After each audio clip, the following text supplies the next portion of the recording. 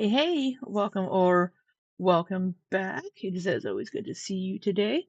Hello, Scythe. Hello, wife. I miss you. Hope to see you more soon. Hello, DV. Hello, Liz. Hello, Tree Boy Ilya. Hope you're all having a wonderful Monday.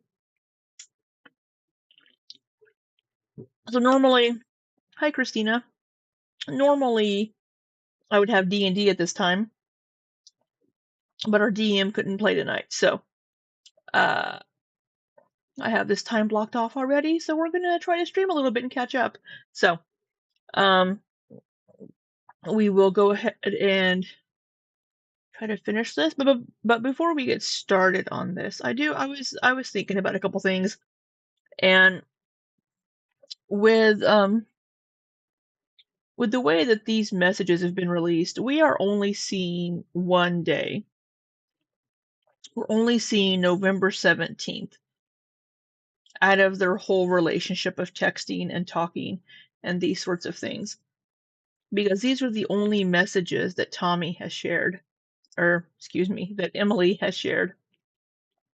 So Emily is the one controlling the narrative on how much people are seeing on these messages.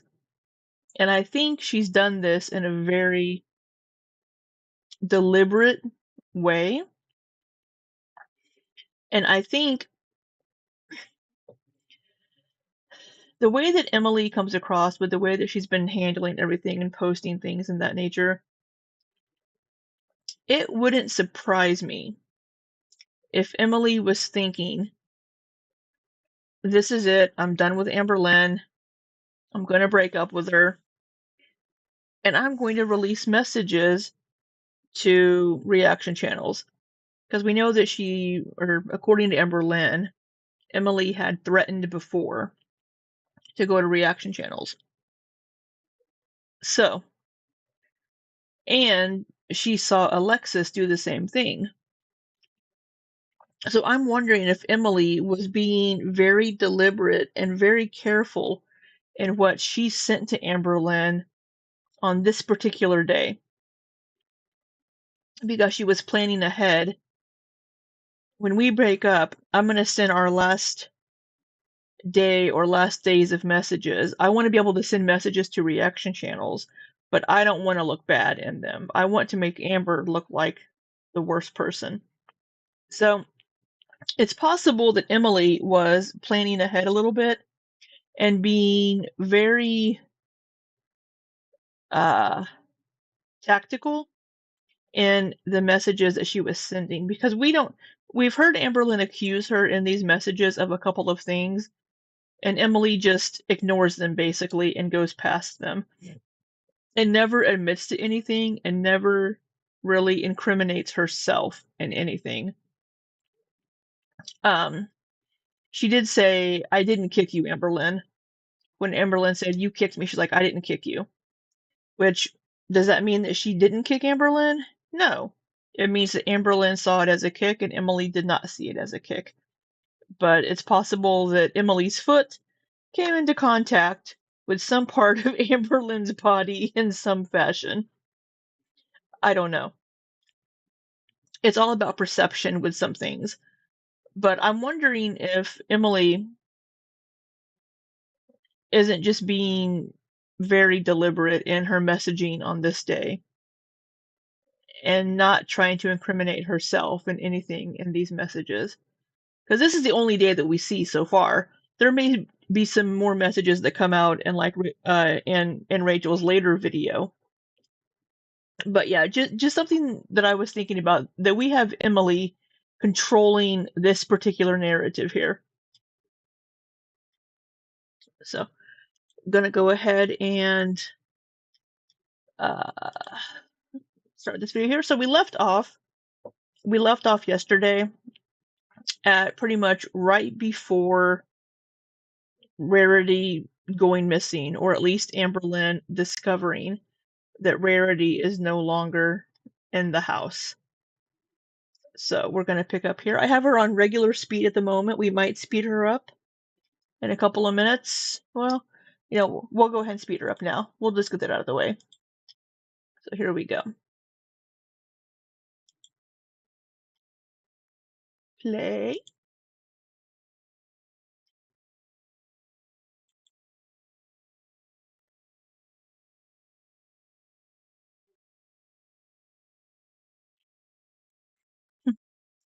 Emily woke up and chose violence. Hello, Echo.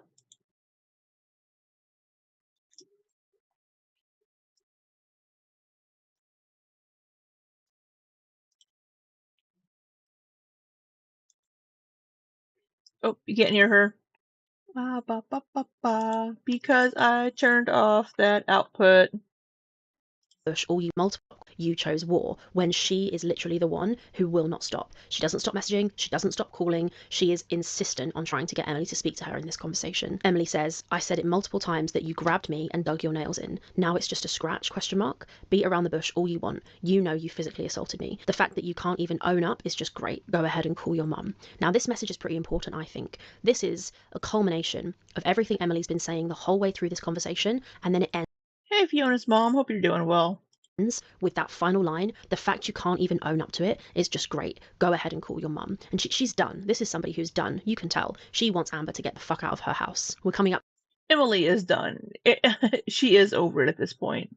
To the nail marks in a second, and we'll cover all of that. Let's read a bit further. So Amber says, I was trying to fix this, but I can't be the only one to do it. You literally kicked me and won't admit it. You're crazy. You straight up kicked me. I'm done, Emily. I'm calling and packing. Projecting a little bit there on the calling Emily the crazy one when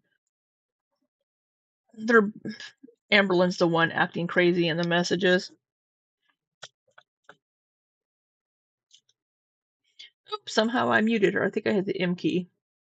Is important. It shows that Amber knows that, the game is up. She knows Emily wants her out, she really does, and she's leaving. Now, in the live stream where Amber mentions and brings up the nail marks, she has this whole bit where she flaps on the computer and she makes this very clear claim that Emily lied about the nail marks. Amber claims that Emily took a photo of the nail marks, sent them to Amber on this day, and then days later made the nail marks again, faked them, and then sent a second photo days later to try and make it look like she had been hurt. Amber claims Emily recreated the nail marks, okay? So first, let's watch Amber flap as she pretends to not know how to pull up a picture.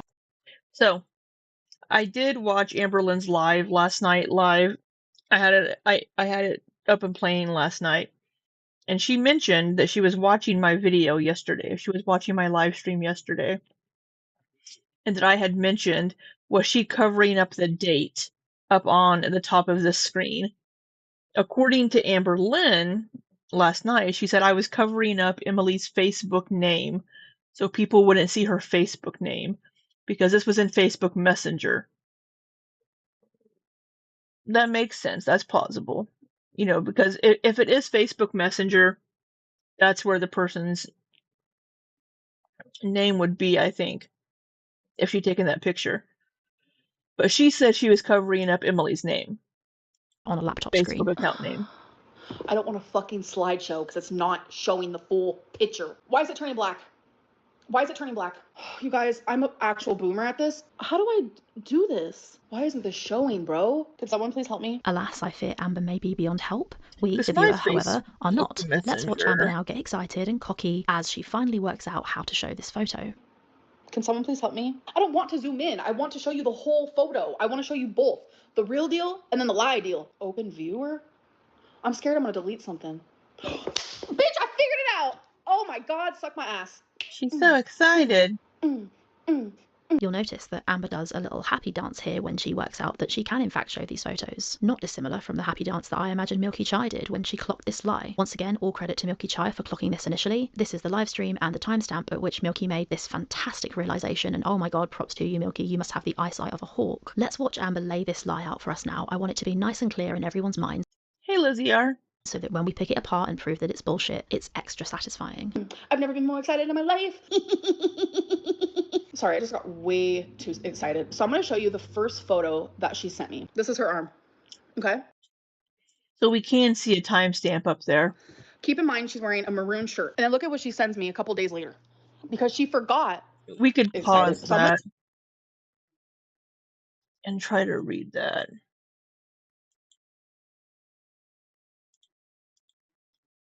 going to show you the first photo that she sent me. This is November 17th, 2024 at 4:25 a.m.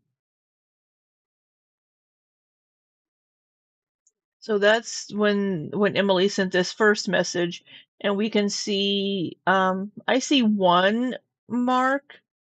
There may be a slight one here, but I definitely see one. It might be one that it's hard to see, but I definitely see one here.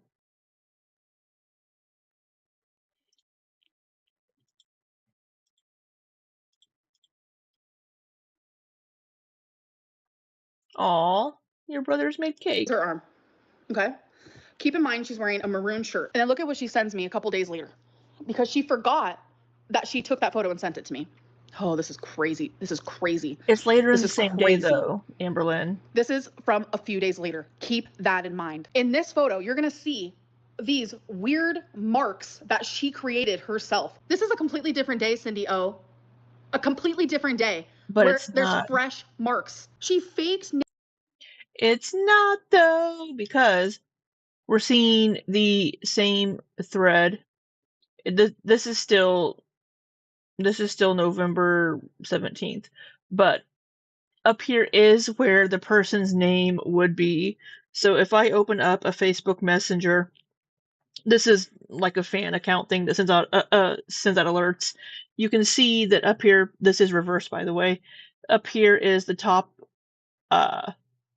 right corner is where the name would be. So Amberlynn saying that she was blocking out Emily's name does track.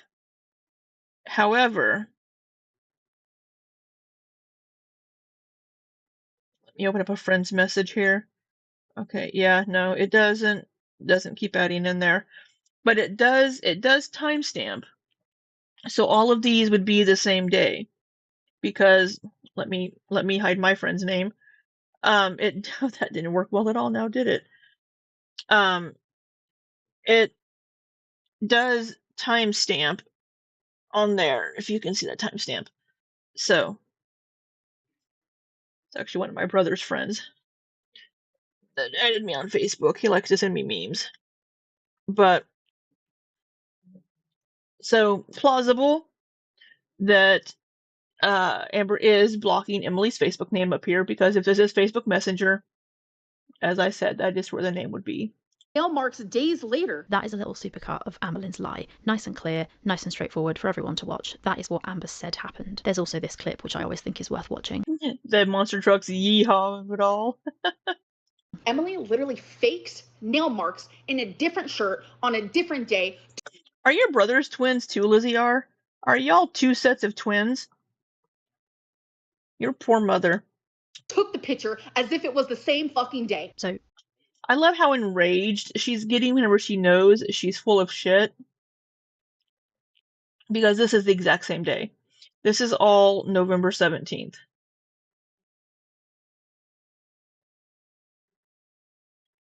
I don't know if I can see the bruising as well on this one because it's hard to see. It's hard to even see if she's...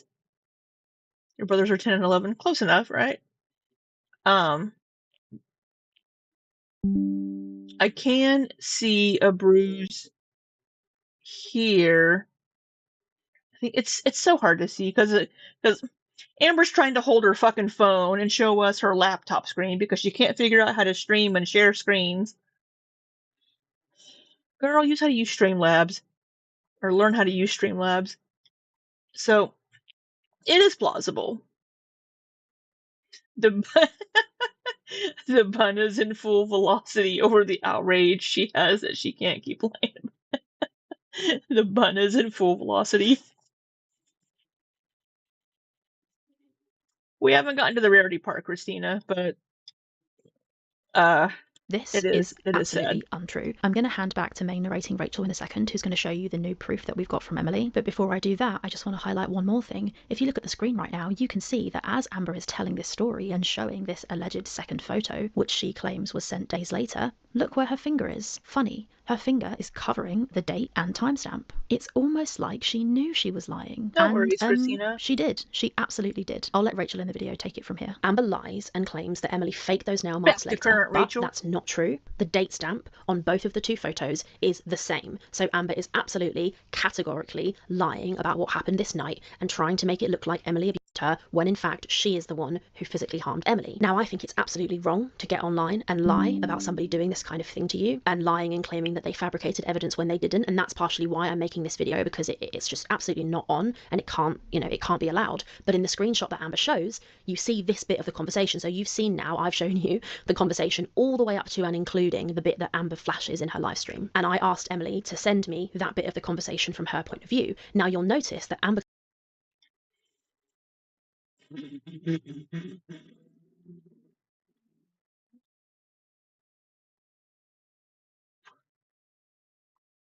I can't see nail marks, to be honest, but then again, I am blind as fuck.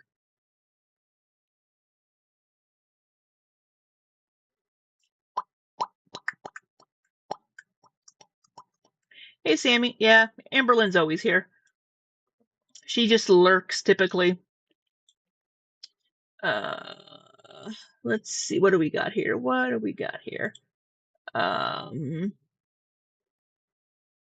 I can see her face.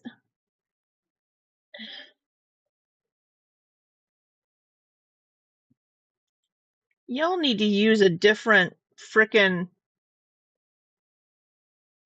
background, because I can't see shit on that. Oh, that didn't work. I can't see anything. Hold on. All right.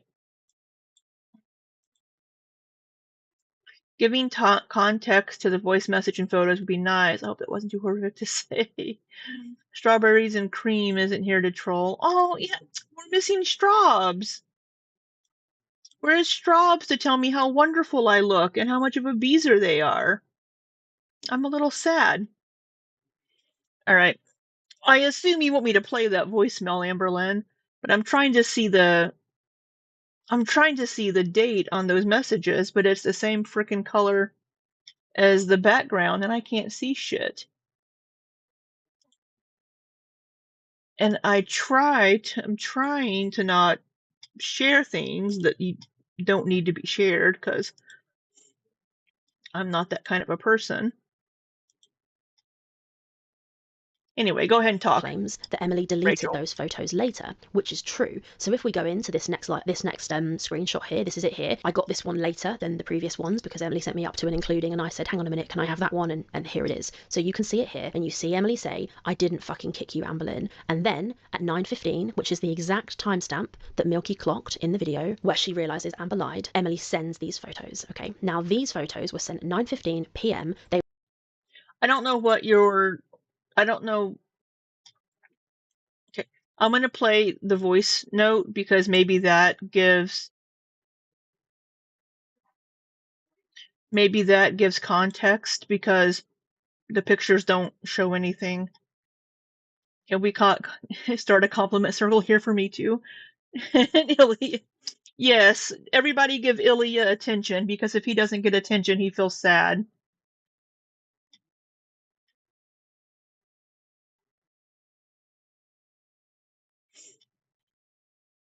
Yeah, the explosive poop stories. Anyway, sorry. Let me play this voice note over here real quick. All right. Yeah. Ilya has to be the center of attention, even when he's not on his own fucking channel. That's. Hello. So you can see. Oh. Well, hello to you, Amberlynn. Sorry, just the hello. Oh.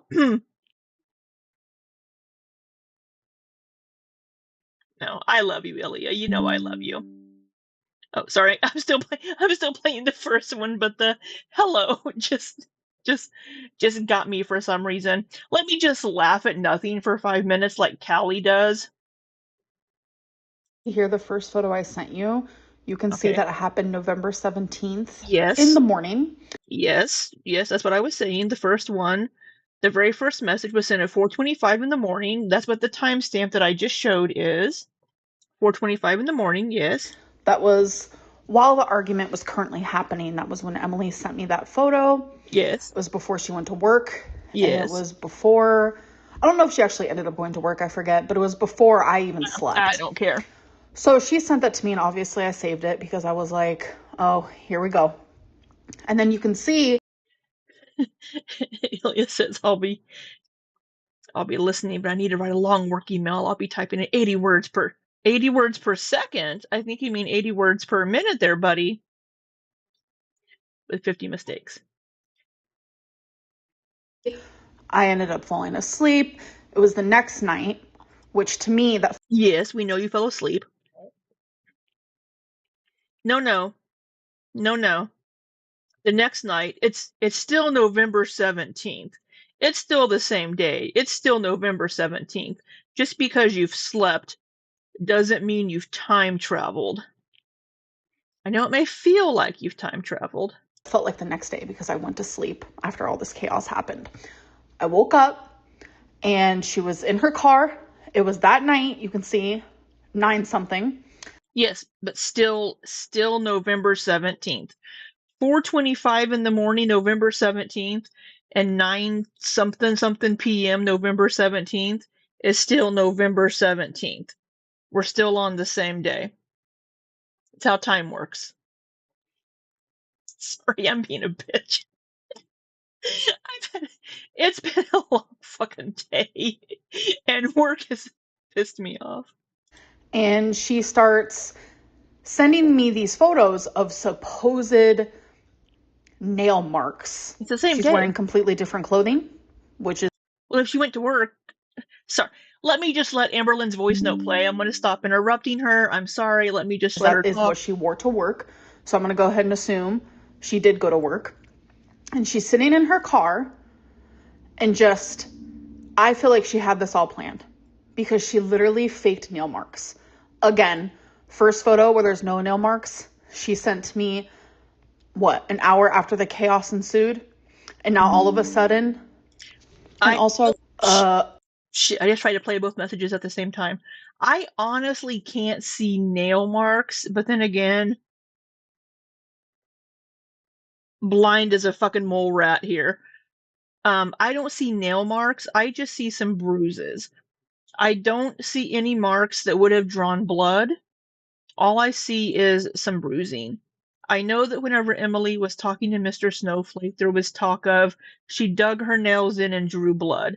I don't see anything in the first picture that was taken apparently an hour after this altercation took place that looks like it would draw blood. Let me just pull this picture over really, really quick. I'm going to show this picture, Amber, just so you're aware. I don't see anything in this picture that would have drawn blood. I don't see anything that would draw blood.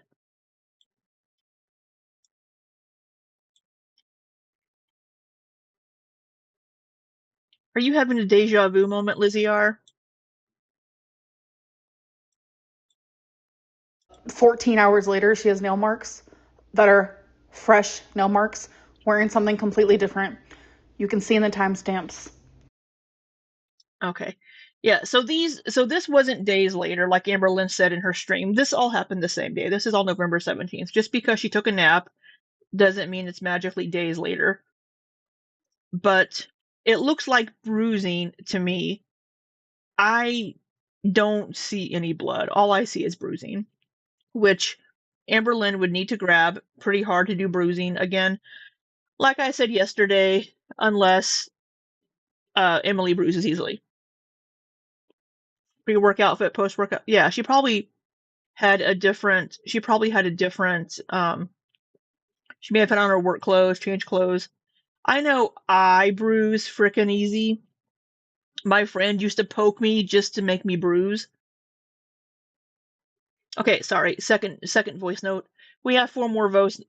We have four more voice notes. We have four more voice notes to get through. I want to say one other thing. If Okay. you look at the nail marks, Uh huh. Emily's hands are a lot bigger than mine. Uh huh. She has very long fingers. I Uh have huh. very short, fat, stubby fingers. Uh huh. She did that to herself. Uh huh. And you can tell where the pinky is versus the pointer finger, whatever it may be. Like, you can literally see that she did it to herself. That is her left arm. And you can tell that she took her right hand and dug into her own skin. Uh huh. Yeah, I don't buy that. Um, I'm sorry, I don't. Um, just because you have small hands, I honestly can only see one mark. Again, blind. Um, this is a horrible angle for you all. I apologize. Let me pull it over here, which won't make the angle any better with my face up really fucking close to you. I honestly, so this is the original photo. Man, y'all don't need to be seeing my Instagram contacts. Get over there.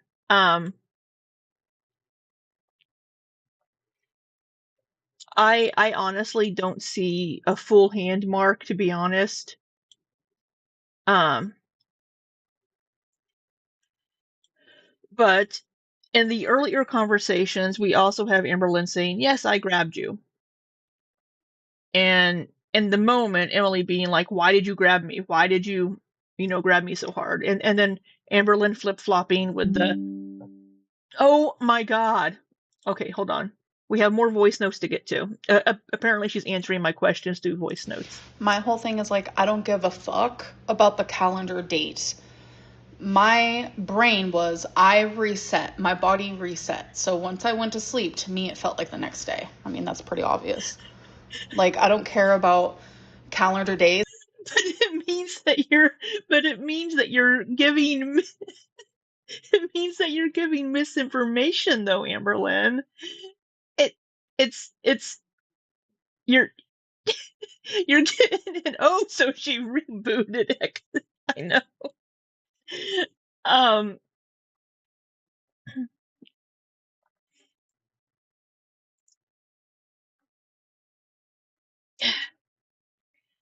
just because you felt like it was the next day, it all happened in the same day. So for you to come on and say she took this picture days later is misinformation. It is factually incorrect because you may not care about the calendar, but everybody else does. Because all of this happened on November 17th. So just because you may have slept so good that it felt like it was a week later, this all happened on the same day. These pictures were taken on the same day. It wasn't, oh, she faked this days later. It's just completely inaccurate to say that because it was all in the same day. Let's see, what do we got here? ZR saying, okay, hit that reset, Goral. Uh, it's Chris. Sorry, Judge. I don't care what I did while hurting. Also, my brain reset. Tree Boy Elia says, you're so kind, Libby. Misinformation. You mean a bold ass lie. Yeah, What I care about is Emily downright lying. Like, how is everyone forgetting that when she talked to Snowflake, she said that I drew blood?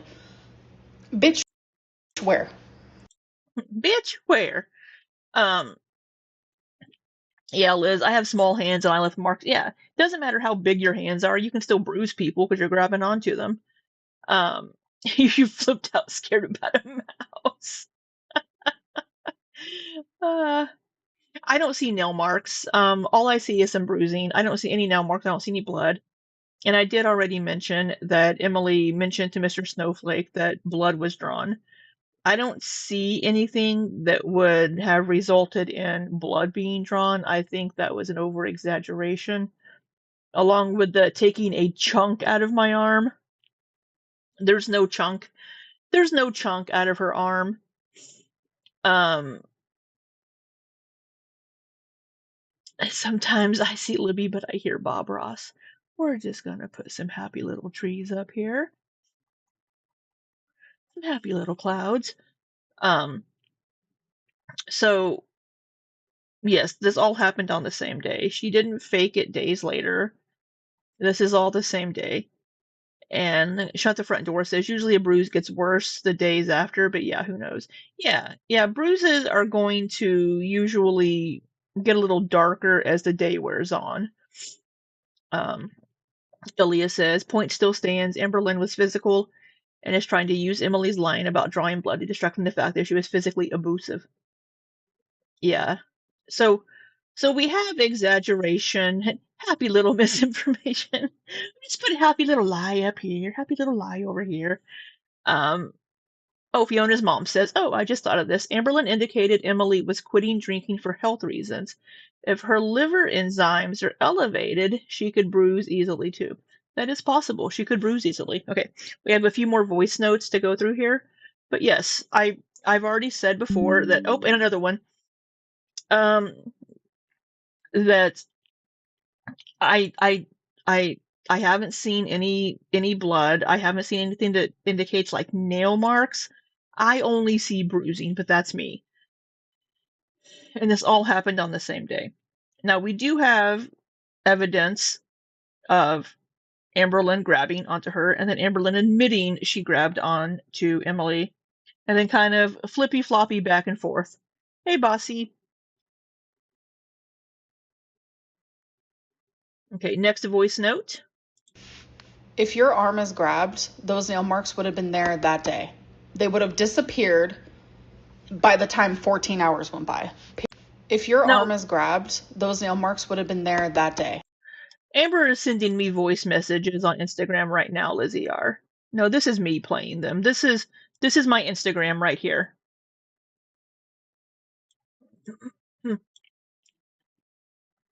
No, nail marks and bruising are two different things.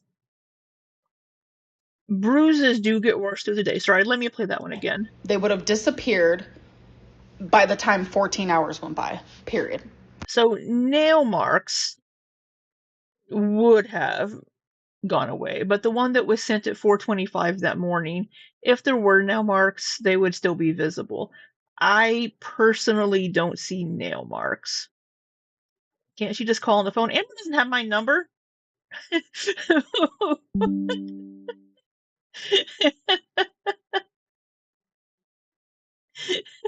Who the fuck's she gonna call, Lizzie R?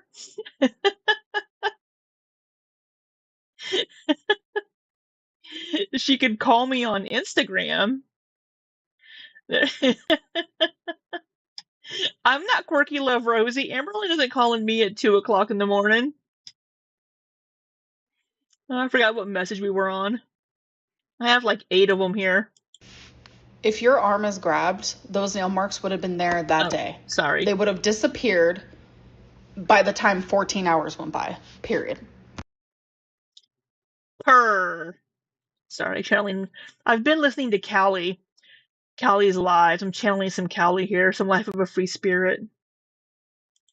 There is no bruising. Since you can't see it, I'm telling you what is shown. There is no bruising. It is just nail marks. 14 hours later. Any DV specialist, if you will, for the lack of a better term, would be like, yeah, this is faked. No, there is. I can see bruising. What I don't see are like half moon shaped like nail indentations. Okay, let's see. Okay, I have look, I even have a bruise already ready made for you guys right there because I'm a clumsy bitch.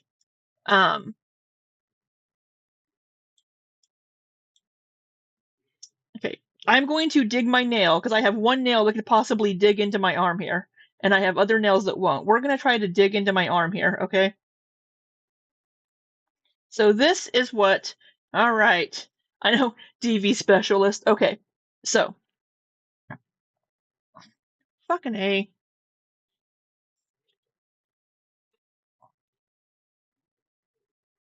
You can see.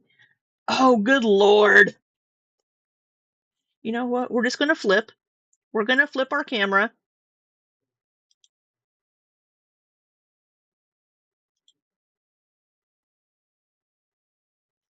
Yeah.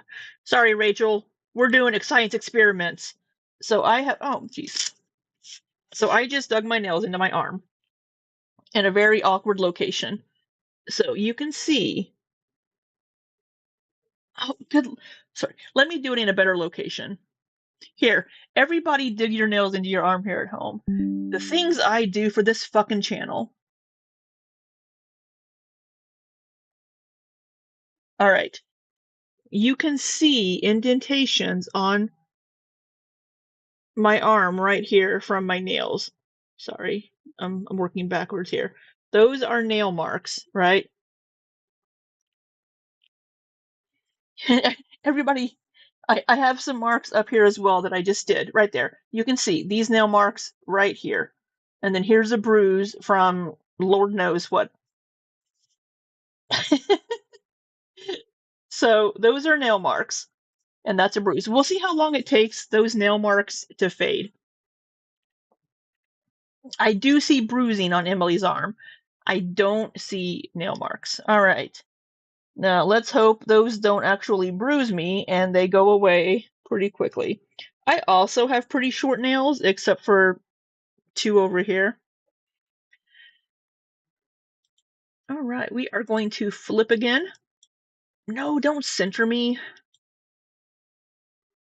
Transform. Flip. Yeah, let's not go for chunks of skin. So we'll see how long it takes for that to go away. I did not draw blood. I probably could have. Oh, wait, did I? Maybe I did. Maybe I did draw blood. Give me a second. I can't tell. I may just have a mark on my arm. Oh, I think I did draw blood. So yes, you can draw. I drew blood with my pinky nail. Just a smidge. I drew a little bit. I am iron deficient, by the way, also. I do have low iron and I do bruise easy because I am very pale. Emily doesn't seem to be very melanated either.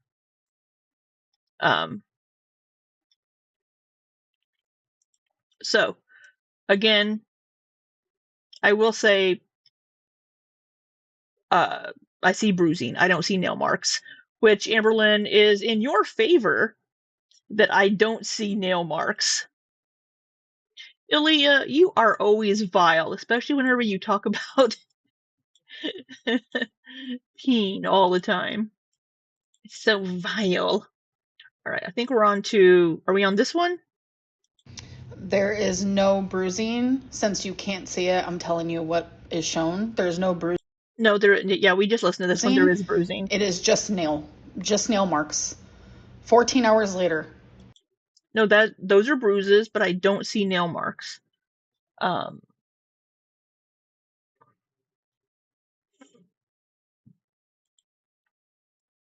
Wait, hold on. Oh, wait, those are nail marks. Hold on. Hold on here. Wait, let me blow this image up for y'all. Oh, okay, now I see them. Okay, so this is the image later in the day. Shut up, Amber.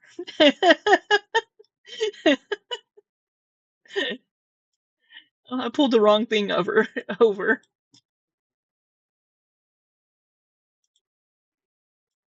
God, grab the right frickin' screen. Okay.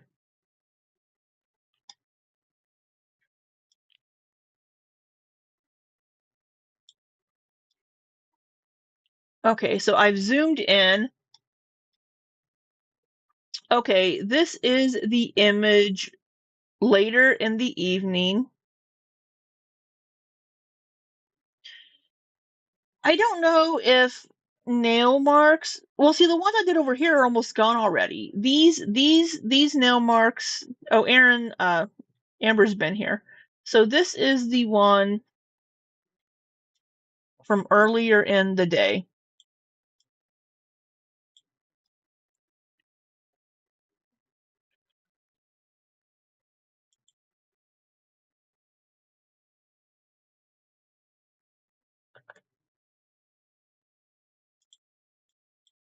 It's hard to see in other people's live streams because of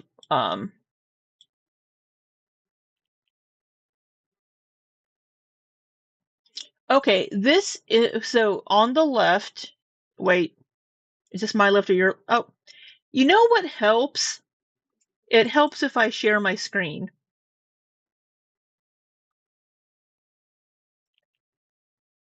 I'm new to YouTube. So this image right here,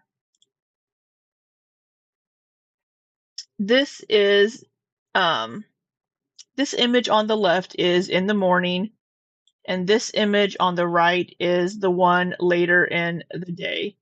So these on the right appear to be freshly made later that day. So just because Amber took a nap, it wasn't magically days later.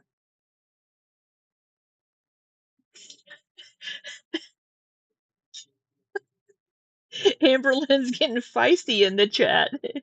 Tree boy, shut up. I'm sorry.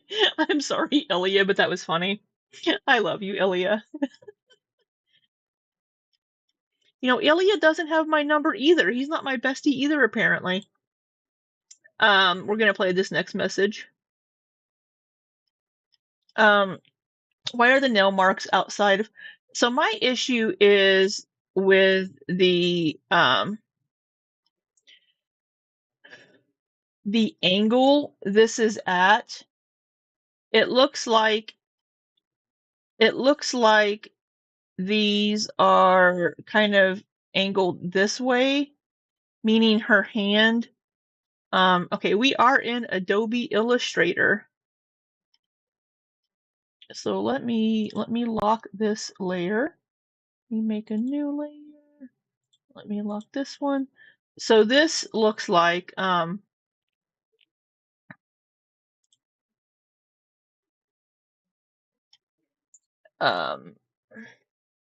looks like the fingers were going this direction. And I don't know, I mean, I'm not, I mean, I am hyper flexible with Ehlers-Danlos, but she would have to, I mean, she could hold her arm like this and do this, right?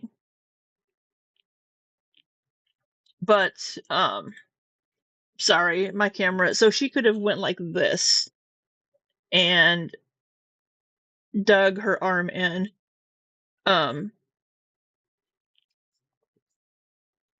So this is plausible. Let me finish playing Amber's voice notes.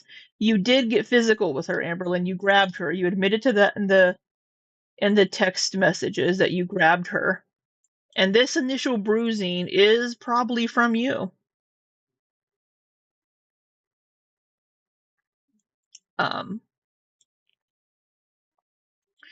And you do throw things at people. And sorry, let me go back. I'm gonna finish playing her voice notes. In my live stream yesterday, I literally grabbed my arm as hard as I Did you? could, and I still did not make nail marks. And I'm looking at my arm now, and there's nothing there, and it's less than 14 hours away. So it's like, this is just fucking pathetic at this point. Like, So the fact that anyone even believes her is fucking sick to me. we need to teach you some new words. Okay, we're gonna play the next one. Okay, so I'm like literally replying to you as I listen to your live stream. My question for you is, if you do not buy that Emily grabbed her own arm and those are nail marks on her own arm, like, you keep looking at the wrong photo when you say that. I don't know why. Like, you're not looking at the right photo. I'm talking about the ones with the fucking nails. I was looking at the original photo because if there were nail marks later in the day, it would stand to reason there would be nail marks earlier in the day. So if I can't see nail marks in the first image, but I can see them later in the day, then that would indicate to me that the nail marks were made later in the day. And I couldn't even see the nail marks in the later in the day image until I zoomed My in on question it. for you is, where did the nail marks come from? If Magic. I didn't do it and Emily didn't do it, where did the nail marks come from? You're looking at Her secret lover at work? I don't know. the wrong photo. You keep looking at the one with the maroon shirt instead of the other one that she sent. Like, you keep looking at the wrong photo. Sorry, jeez. It's just crazy to me after everything Emily did in her past relationships that is very well known, and the things that I have shown and things that people. But you defended her, Amberlynn. You defended everything she has done. Hold on. I can't see my chat.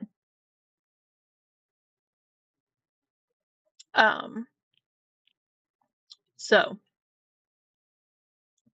Oh, we're getting all kinds of people popping in.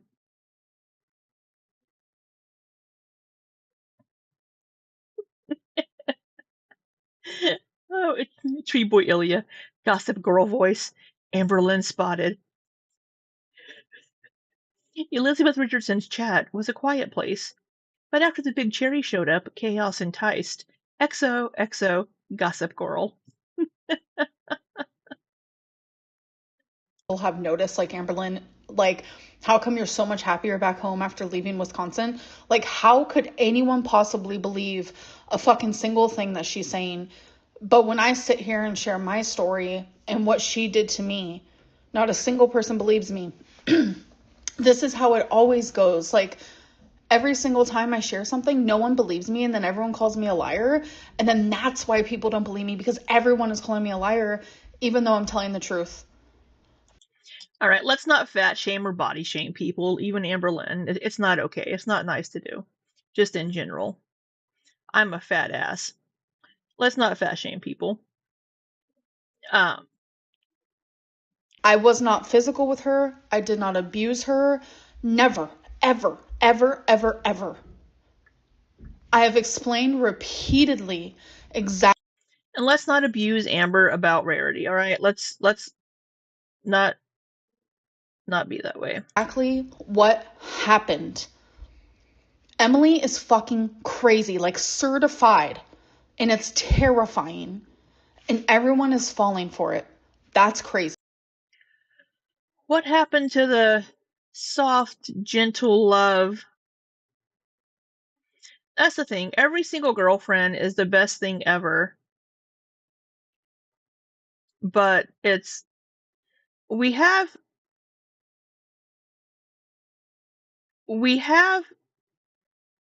sorry, I'm reading messages.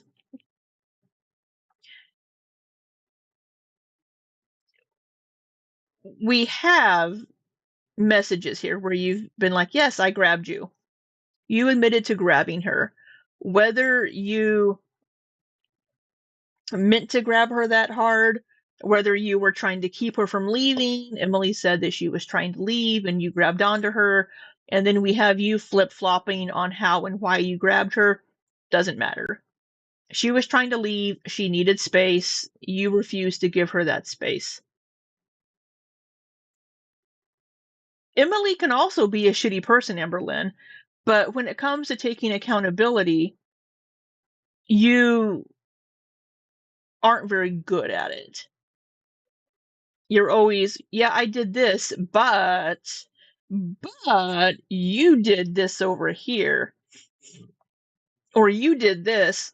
It's not a cancellation, right? Oh my God. And my whole thing is, like, people are literally bypassing the fact that she kicked me in my hernia because they do not want to believe a single fucking thing I said. But people are mad that I tripped on her rug and grabbed her arm because I literally, when I tripped, I was falling into her and didn't want her to fall on the ground. What? Like, I feel like I'm in. I agree. What? Because you said 3 different things in your text messages. You said you grabbed her to keep her from leaving, that you were trying to grab her and calm her down. You said that you tripped on her blanket and your big, what was it? Big fat fucking bullshit of a body. Is that what you said? Landed into her and started to knock her over, and that you were grabbing her to keep her from falling. And then your third instance was, I was trying to grab onto you to pick you up off the ground. So we have 3 different excuses, I'm going to say, for you grabbing her. Which one is it?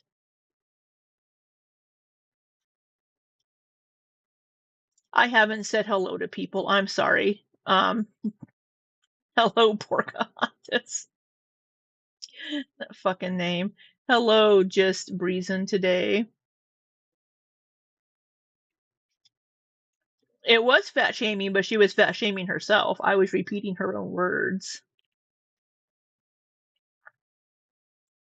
She body slammed Emily like Hulk Hogan slammed Andre the Giant. I don't know if this isn't being fat phobic or shamey. I don't know if Amberlynn can do that, but with, oh my god. But with, if somebody Amberlynn's size is coming at you and trips into you, I don't care how strong you are, they're probably going to knock you over. Aaron Tay says, no one liked Emily from the jump and we still don't like her. I believe Emily lies. I believe Amber lies. Reality and truth is muddled. Absolutely, Aaron. The truth is always somewhere in the middle. And we're never going to know the whole truth.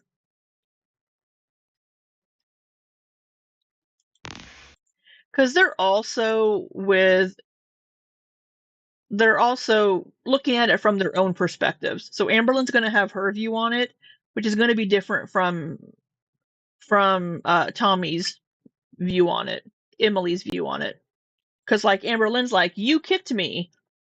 Emily's like, no, I didn't.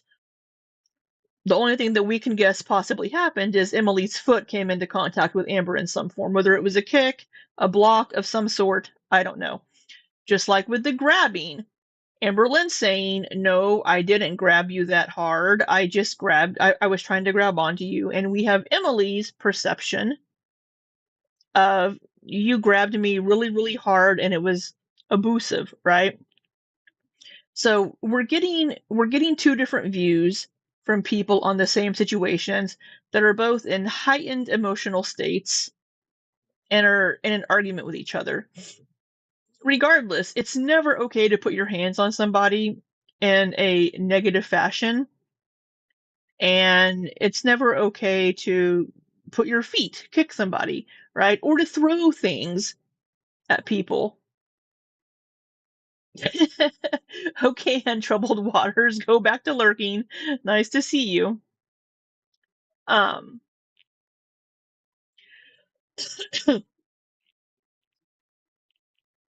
We haven't got to the rarity part, people. Libby, you're looking at the wrong photo because I just. Okay, yeah, I'm not gonna play that one. So now that you just said that the nail marks were later that day, now are you understanding why I'm so fucking irate that she's lying about me physically abusing her and everyone is believing it? I still believe you grabbed her. I still believe you grabbed her in an aggressive manner to keep her from leaving. That's what the evidence and the messages shows. Do I think you left nail marks? No. Because even the nail marks that I just left on myself, and I grabbed myself pretty hard, they're pretty much gone. So those nail marks from a picture sent later in the day, unless she took it. Now here's what Emily could come back and say. Emily would come back and say she took that picture at the same time as the first one. She just didn't send it. because I really, again, I can't see a shirt. I can't see a shirt to be able to determine what color of shirt she would be wearing on this, in this image. I can't see a shirt. In this one, I can. She could just have, it's at a different angle. We're seeing this part of her arm, and in this one, we're seeing this part of the arm. So she could come back and say that they were taken at the same time, just different angles, and she just sent the other one later. um, one of my best friends is fat. I can't be fat phobic, Ilya. I would give memberships now if we could. I don't have memberships on my channel. My channel isn't big enough to have memberships. Hello, Charlie. I don't know who you are. Coffee just came. Would blocking doorways be mental and physical abuse or just psychological warfare? Could be both. Echo says, yeah, we don't see the EXIF data on the photos, just when they were sent. Yeah, we don't know when. Amber's always here. She just doesn't talk in the chats anymore. She likes to come hang out because, I don't know, she's bored. You just asked what happened to the soft, gentle What did I just love. ask? I can answer that for you. Okay, let's She hear loved on me so hard. She made me did. believe she was this perfect person. After a while, it all switched. It all changed. She became a monster. I became scared of her. I told her that. I've written that shit in my journals. She was awful to me. Someone with BPD just wants to be chosen repeatedly. Someone with the type of trauma and parents that I had, you just want to be chosen, and you constantly believe and hope things will change. They'll get better. People asking me, why did you stay? Why did you stick up for her? For the same reason any other victim does. And that's just not okay to ask someone. It just goes to show that people are invalidating my experience, and they're lacking any sort of empathy or sympathy whatsoever by painting me as the wrong one, by asking, well, why did you stay then? It's just sucks. So people stay for many reasons. However, yesterday, if you were watching my video yesterday, Amber, you heard me say the exact same thing that you just said in your message. I said yesterday in my video, sorry, I just read Echo's message. Let's do pretend memberships. Yes, let's pretend I have memberships. With the childhood that Amberlynn had, this is what I said yesterday. You can go back and watch yesterday's live. That with the childhood that Amberlynn had, with her parents never getting clean for their children to be able to bring their kids home, it would feel like your parents. it would feel like your parents are choosing the addictions over you. And then being in foster care repeatedly. I don't believe Amber and her older brother were ever up for adoption. I don't believe, because they were because their parents never gave up parental rights to them, so they couldn't be put up for adoption, I believe is the case for that.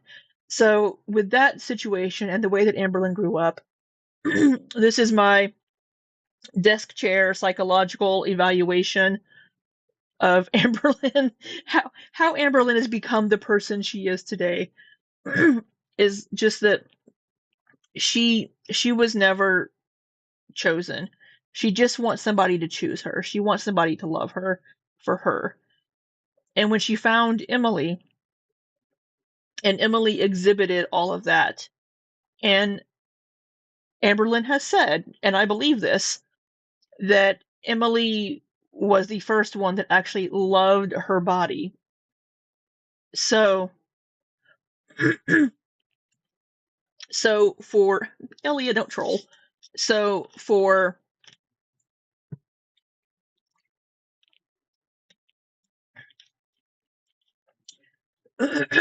so to have so to have Emily love bomb in the beginning and to feel like you're being chosen to have to feel like somebody's finally choosing you for you and loves you for you, loves you for all that you are and for your size, not in spite of your size. They still love you.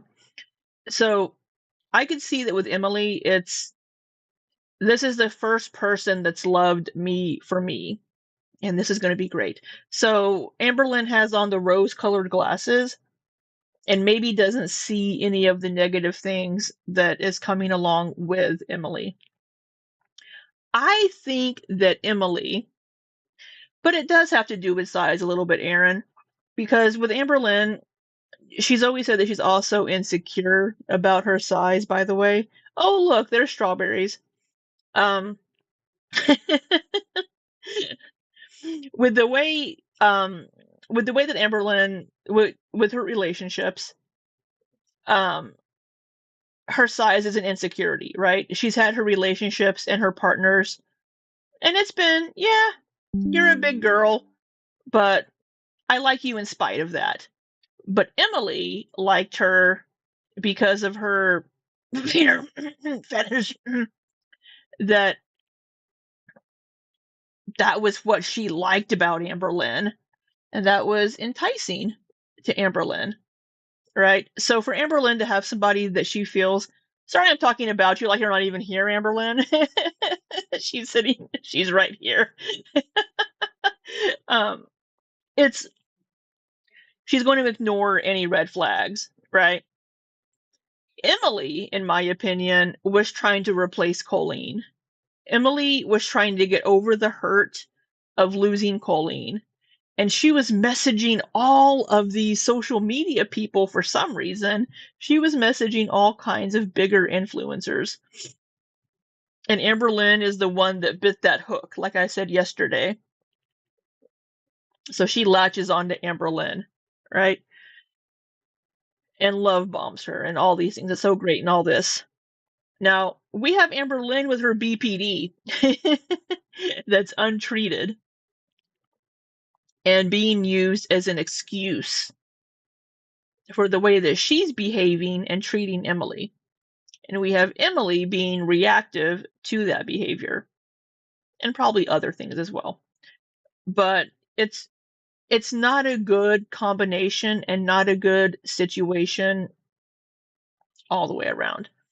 All right, we have a couple more voice notes here because this is apparently the Amberlynn Reed channel now.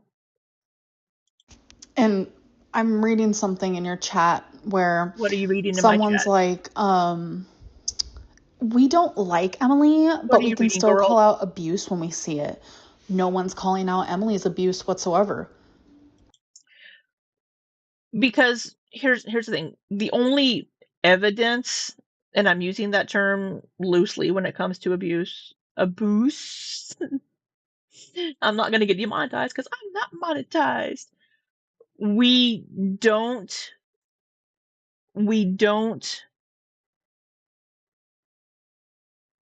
have any evidence, and I hate to say that. We have you accusing Emily and Emily saying I didn't do that, which could be orchestrated on Emily's part because she knows she's going to be sending these messages to reaction channels later. I'm going to read Echo's message really quick. Echo says, agreed, none of us believe Emily was a good person for you or to you. That doesn't excuse other actions or need for accountability. Sorry, the chat's moving. Or accountability on your part, though. These things don't cancel each other out. Exactly. One person doing something and the other person doing something doesn't cancel each other out. Just because two people are being abusive to other people Now, Amber, let's not be nasty to people in my chat. Sammy's a lovely person. So, to have two people alleging abuse at each other, it's not good. Y'all don't need to be together. You don't need to be together. So, Ilya says, but we don't react to Emily, we react to ALR. I couldn't care less what she does at this point. Amberlynn's side is great for context, but it doesn't excuse anything. Amberlynn's response to that is, everyone loved to talk shit on Emily when I was in love with her. LMAFO, hypocrite. So, Ilya, I strongly dislike Emily's eyebrows. You have a thing for eyebrows, Ilya. You don't like Callie's either. So the thing with Emily, I mean, hey, my take in the beginning was, if they want to be together, let them be together. But I think this is way too fast and not healthy. This isn't going to be a healthy relationship. This all moved way too fast, and it's not going to go well, right? I did some defending of the relationship 100% because hey, if two people want to be together, you know, if we want to have the stereotypical lesbian U-Hauls, more power to you. I'm not going to judge. Well, I am going to judge, but I'm not going to yuck other people's relationship yum if they move in together after a few months. My brother and his now husband got married a year and like 2 months after they met. They got engaged like 7 months after they met. 6 months after they met, maybe. So. Everyone has just been enjoying attacking me when literally, when you look at the photos, Emily faked the nail marks herself based on timestamps and based on just fucking reality. And nobody wants to hear that part. Nobody does. Like, I'm genuinely like, if I did something like that, I would not be sitting here trying to defend myself so hard. Yes, you would. I'd probably cower down and just be like, fuck it. I'm not going to sit here and defend myself. No, I'm defending myself so hard because of Emily's blatant lies. I was with Beck for 5 years. Never once did I lay a hand on them, never threw anything at them, nothing. Just because you didn't do anything to Beck doesn't mean that you've been abusive to other people. Let's not insult people in my chat, Amberlynn. Don't call people names or call them dumb. So my ex-girlfriend that I've brought up many, many times in comparison to you,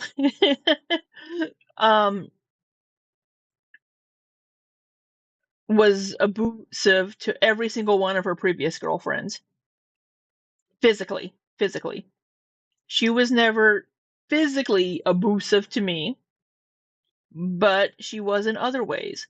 There are many ways that you can be. Oh my God. I only have 2 hours until I need to get ready for my evening meeting. We ride at dawn for Treehouse members. This isn't even the Treehouse channel. You're all dainty Bush Club members. Oh my God. Because I'm not. Why is there one that's 2 seconds long? Why'd you send me a 2-second long voice note? As I just get irate. It's 2 seconds. A hand on them, never threw anything at them, nothing. Because I'm not that person. I am not a violent person. Do I get hysterical, sometimes yell, etc., etc.? Yeah, I have been known to do that. I have, but I am not physically violent ever. Ever.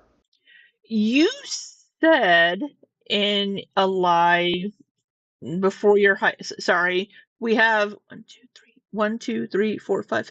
We have seven more voice notes to get through, and I'll get to them here.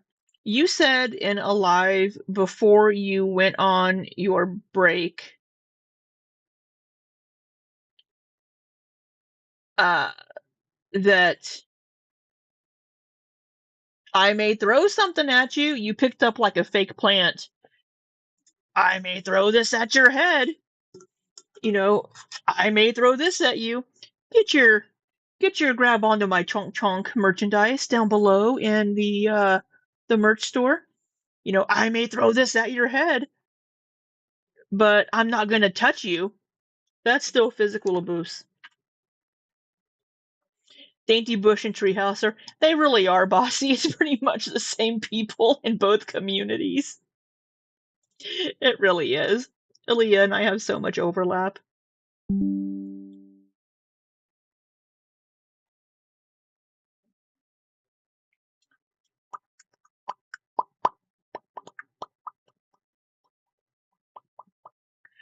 I would pick up those DBT workbooks more if I were you. I think her current therapist wanted to use something else.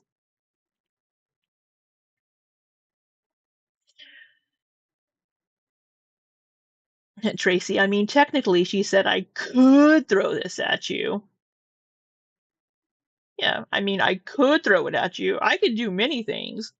Doesn't mean I'm going to. But, and we pop up together. Yeah, we have the. I'm in Ilya's Discord. Ilya's in my Discord. I think everybody in my Discord is also in Ilya's Discord. So, yeah, we are pretty much the same communities. I don't know. Amberlynn, are you still in therapy? I'm behind on your live stream because my mom called. But the part about me having 3 different stories about the arm thing is because genuinely that night was so chaotic, and there was a point where like when the word grab is now being tainted, but like you know what you do when you like casually touch someone's arm to be like, no, come here. Like it wasn't anything like hectic like that. So in my brain, I was like being gaslighted into believe that I really left a bruise. So in my brain, I was like, was it when I tripped over her and she almost fell? Or was it when I did, it wasn't like a hard grab, but when I, touched her arm for her to come back in the room. Like my constant. I'm so sorry. I just burped and I hope you didn't hear that. With her was I was constantly gaslit in that relationship. Like I have text message after text message after text message after text message, especially when we were in a long distance relationship, of me just feeling like, Well, I just noticed the sun's going down, so my lighting was getting worse. So, because I have Instagram up. I have Instagram up, so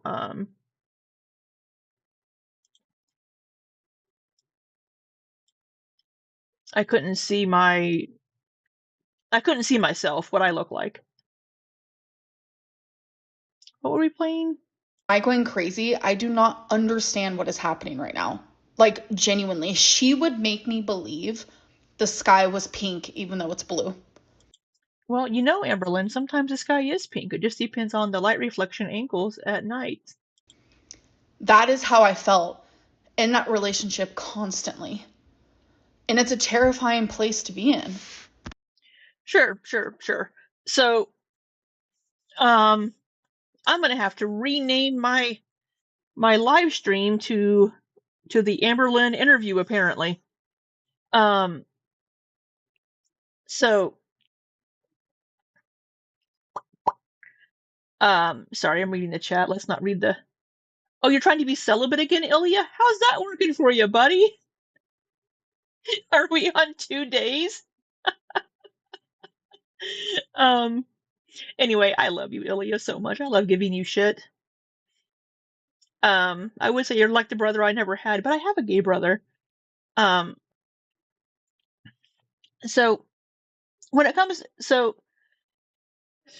Regardless, Emily has a bruise on her arm. You grabbed her arm in some fashion. You also fell into her and knocked her to the ground. These things happened, right? Oh, it has been 2 days. Sorry, side channel here for Ilya's celibacy. I'm so happy for your 2 days of celibacy, Ilya. Oh my god.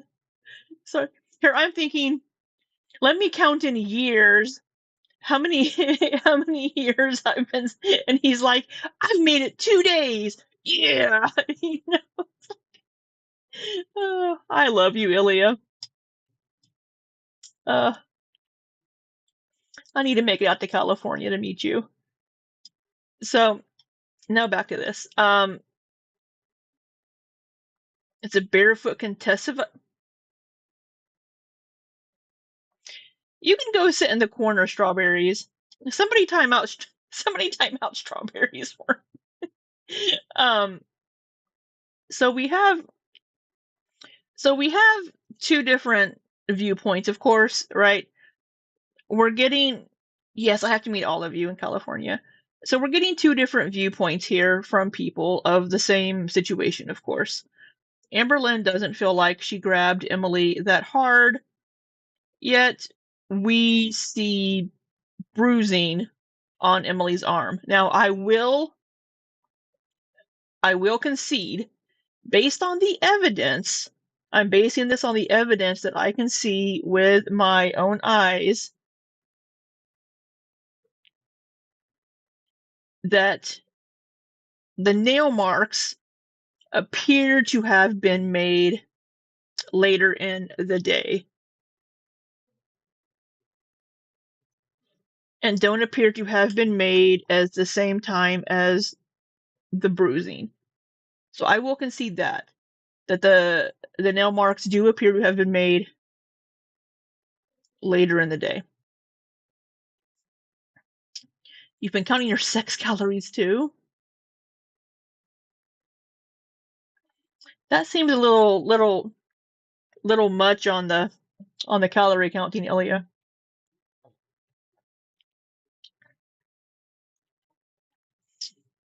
Sammy in Brooklyn says, I have shirts like that when I have to go into my office. It gives sexy. It may give sexy for you. But I was on a couple of calls today where I had my camera on, so I put on a button shirt today. While I was on those calls. Right, Sleeping Lies. Now, I wouldn't say because Amber's thick, but people sometimes don't know how hard they grab. You may not realize how hard you've grabbed somebody, especially if we take one of the stories from Amberlynn that she was trying to keep Emily from falling over. She may not realize how hard she grabbed Emily, right? If we look at Emily's side, we have two different sides. We have the grabbing her as she's trying to leave. So she may have grabbed her arm and not realized how hard she grabbed her, right? So regardless, we have bruising on the arm where Amberlynn did grab her. We can see that in the pictures. We have physical evidence of this. It may have been dark in the room, whatever, but we have physical evidence of Amberlynn grabbing and bruising Emily's arm.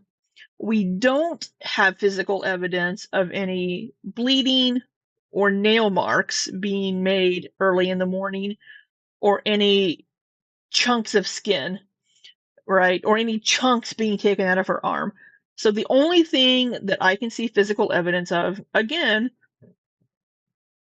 is a bruise.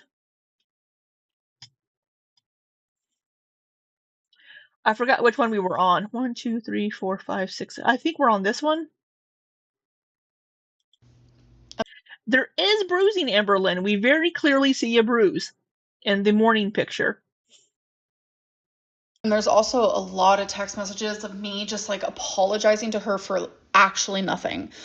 Emily would make me apologize for her stabbing me with a knife. This is a metaphor. Her stabbing me with a knife, and I would be the one to apologize for her doing it. That is how I'm glad you added, this is a metaphor, because I'm like, what? great she was at manipulating and how tired I was of arguing and the chaos. Amber, you both try to manipulate. You tried so hard to manipulate her in these text messages. Oh, this didn't. Oh, did I skip one? Sorry.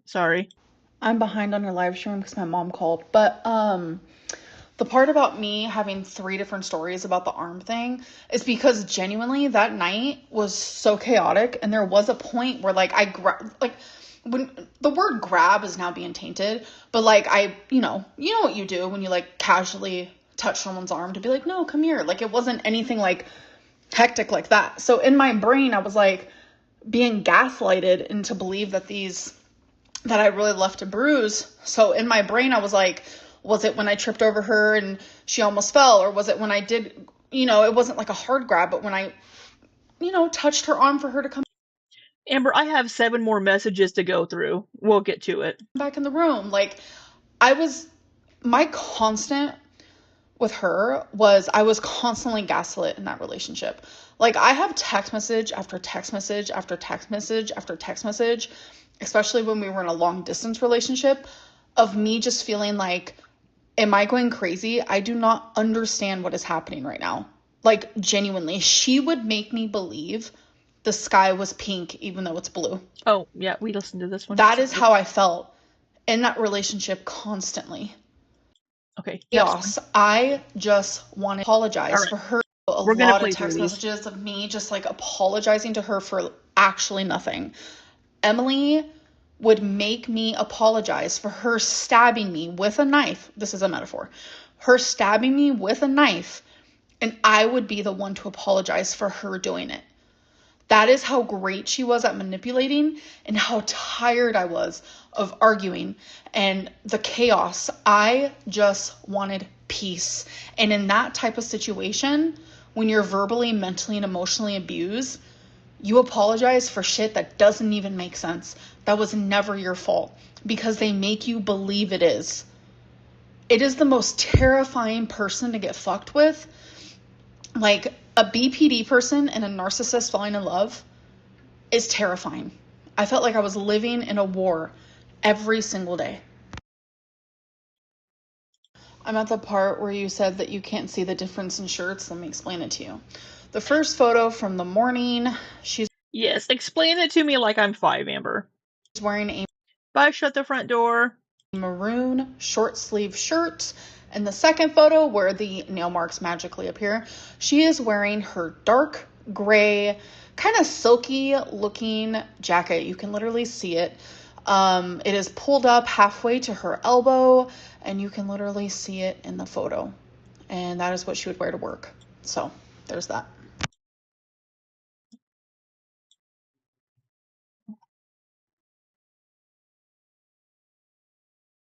Okay. I thought that was part of the car in the background, but so she could have. I mean, she could still have the same shirt on. She just has a jacket on over it. Oh no! What message was I on? I'm at the part where you said that you can't see the difference in shirts. Not that one. Okay, next one.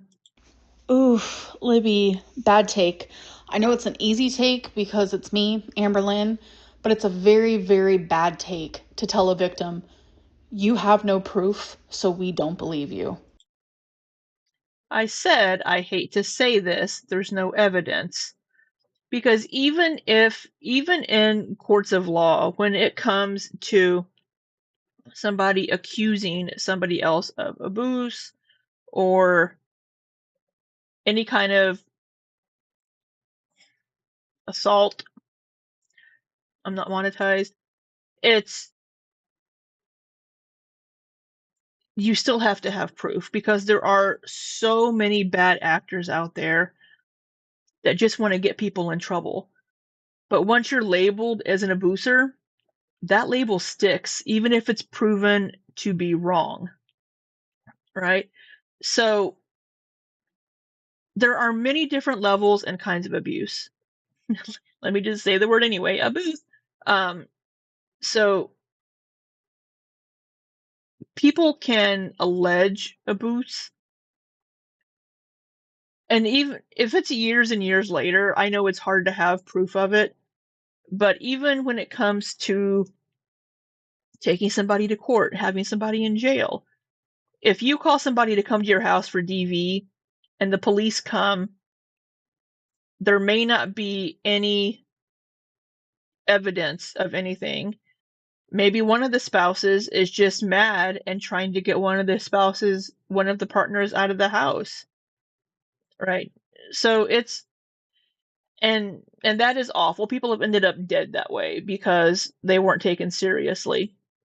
But no, it's not a bad take, in my opinion. I feel bad saying it because I do want to believe all people that allege having been abused.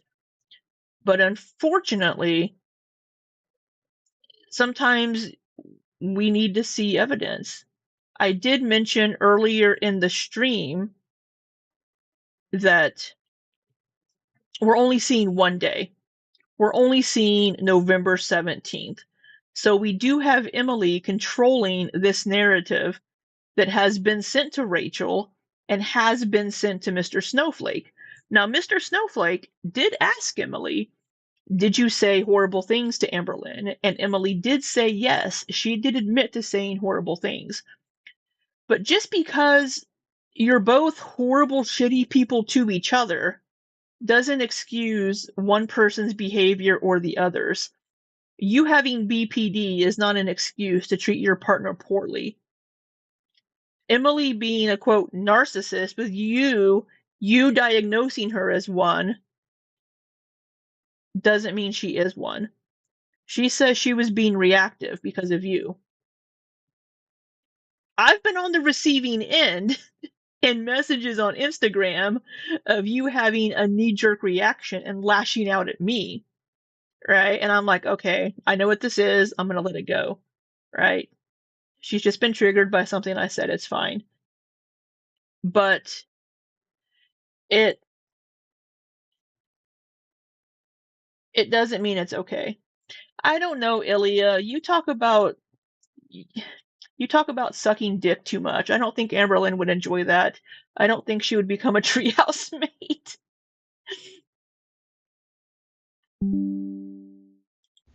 I don't understand why I can't call someone dumb who literally just said that I've never lost a pet.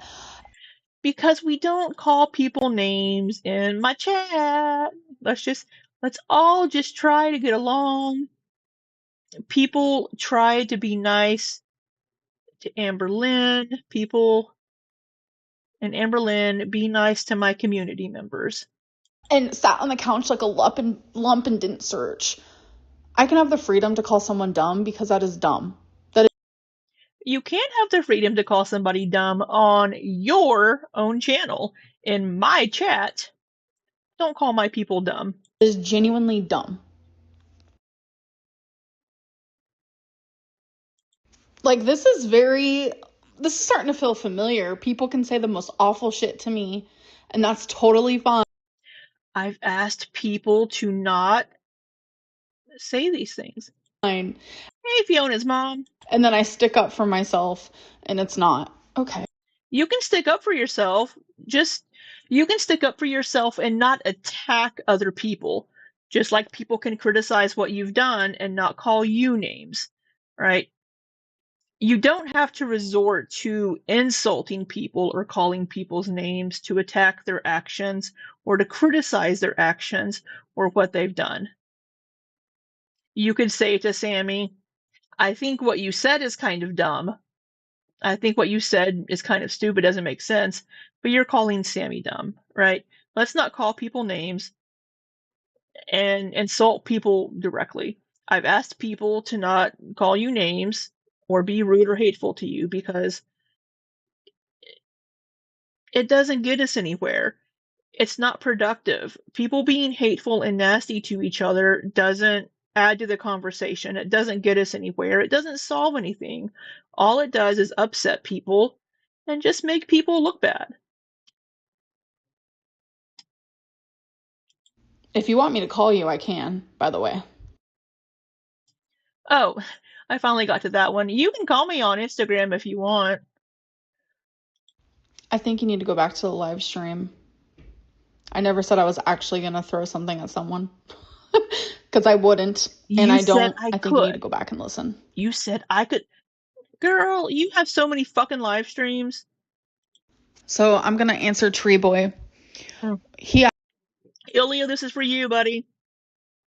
asks, what about the high school girl that was beat up by ALR and others, and ALR had to do community service for it? All right, so he needs to go back. Also, I feel like this is the thing that's like frustrating because people will twist my words so hard and it's like kind of scary. I did community service for a fight that my best friend was in with a bunch of girls because they lied and said it was me. I've never gotten into a physical fight in high school. Besides one, I was 14. It was this girl named, I don't need to say her name, but it doesn't matter.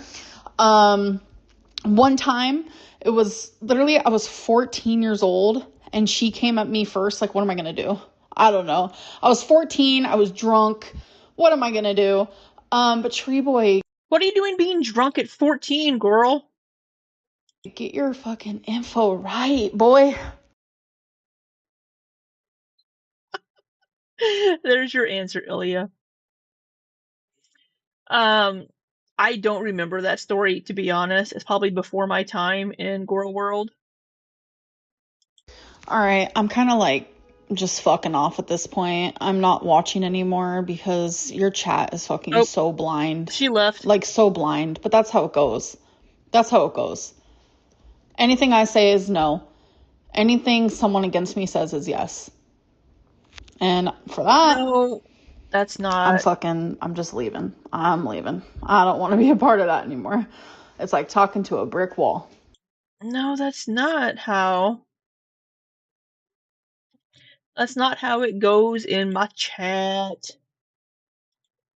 But, alright, we have a little bit of context now from Amberlynn.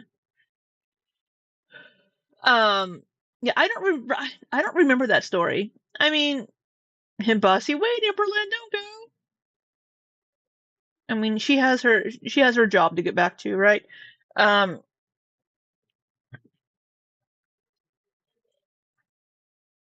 People are going to have their opinions, Amberlynn. You're probably not going to change anybody's mind that has their opinions made out there. I'm looking at evidence and what I'm able to see. So where were we? We were yes. We're looking at these pictures. So in looking at this picture, oh, I have the hiccuburps. We do have this picture where we can see some nail marks where we couldn't see nail marks earlier in the day. Okay. All right. Well, that was quite the detour. That was quite the detour through some voice notes. We did get a little more information and context. Oh, I'm fine. Just I was hoping to be through this video by now. It's almost 7. They were sent and then they were deleted. Emily deleted them later. Yeah, so we have questioned, why did Emily delete these messages? We don't know. We don't know why Emily deleted these messages or why she would have. My back itches. I have a back scratcher on my desk. We don't know why she deleted these messages. It appears there was one image. So we have. Oh, you know what helps? It helps if I share my screen. There we go.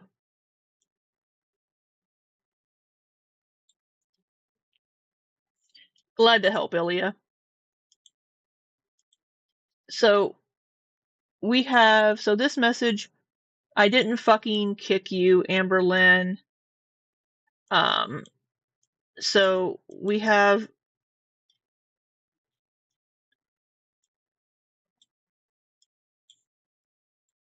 this here. I can only see one message in here. Oh, thank you, Sammy. Thank you so much for sending that super chat. Amazing coverage. Thank you so much. I appreciate that. You don't have to send a super chat, but I appreciate that. Sleeping Lisa, you're lucky I scratched my back with my wall. I know. Echo, I felt like my birthday came early. Okay, maybe it was productive. Sorry, I'm trying to see my screen back here.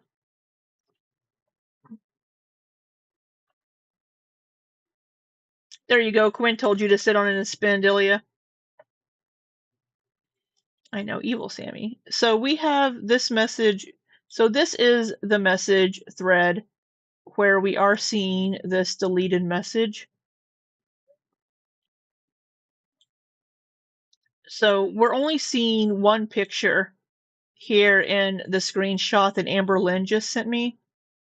So this is the screenshot that Amber just sent me. I only see one image here. By the way, welcome, Sleeping Lisa. But we're seeing two messages deleted on Emily's end over here.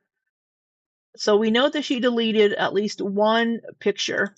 Why did she delete those pictures? The world may never know. Talk about Emily deleting them in a second, but here is absolute proof that those photos were sent on the same day. You can see that they were sent at 9:15, which correlates with the timestamp on the photo. So that is proof. Unless you time travel whenever you sleep, and then it's a day later. That Amber absolutely 100% Sorry. categorically lied about Emily faking those arm photos. This is a completely different day, Cindy O. A completely different day. A completely different day. A completely different day. A completely different day. Sure, Dan. And we can go one better. Emily also sent me a picture of her sending Amber the original photo that morning. So we've got both photos. This one here is the original that Emily took in her camera roll and then sent to Amber, as in she took. Okay, so let's look at this. This is the one that I just showed you. This is the original one. I don't see nail marks. I just showed you guys this image blown up too. We do not see nail marks. Okay? We can all agree with that. We don't see nail marks on her arm in this photo.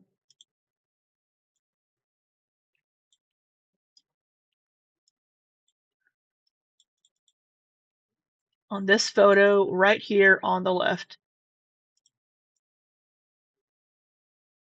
We don't see any nail marks in this same location.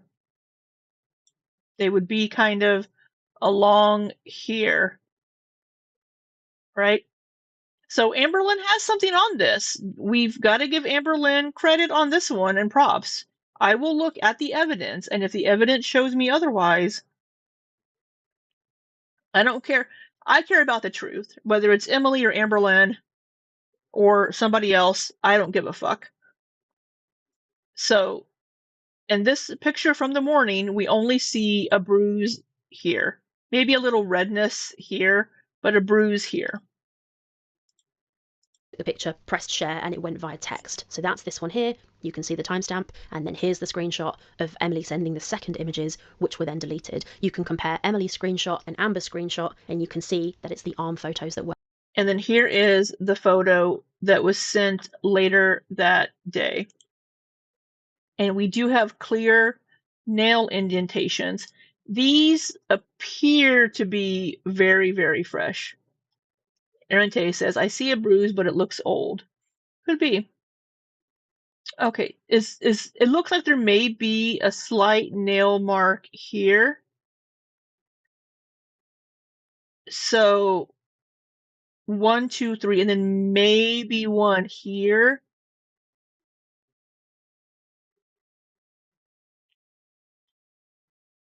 Libby, you can't handle the truth. I know. Fiona's mom says same. The truth, I think, is what everyone wants. Amberlynn knows her reputation, though, and is very sensitive to the fact. I think so many people just want to see Amberlynn taken down, and I've said this before. People will believe anybody as long as it's not Amberlynn. So even when Amberlynn tells the truth, people think she's lying because she's lied about so much stupid shit, right? People are automatically going to believe whoever is not Amberlynn because they want to take Amberlynn down a notch, take her down a peg. I don't know. People just automatically have this visceral negative reaction to Amberlynn.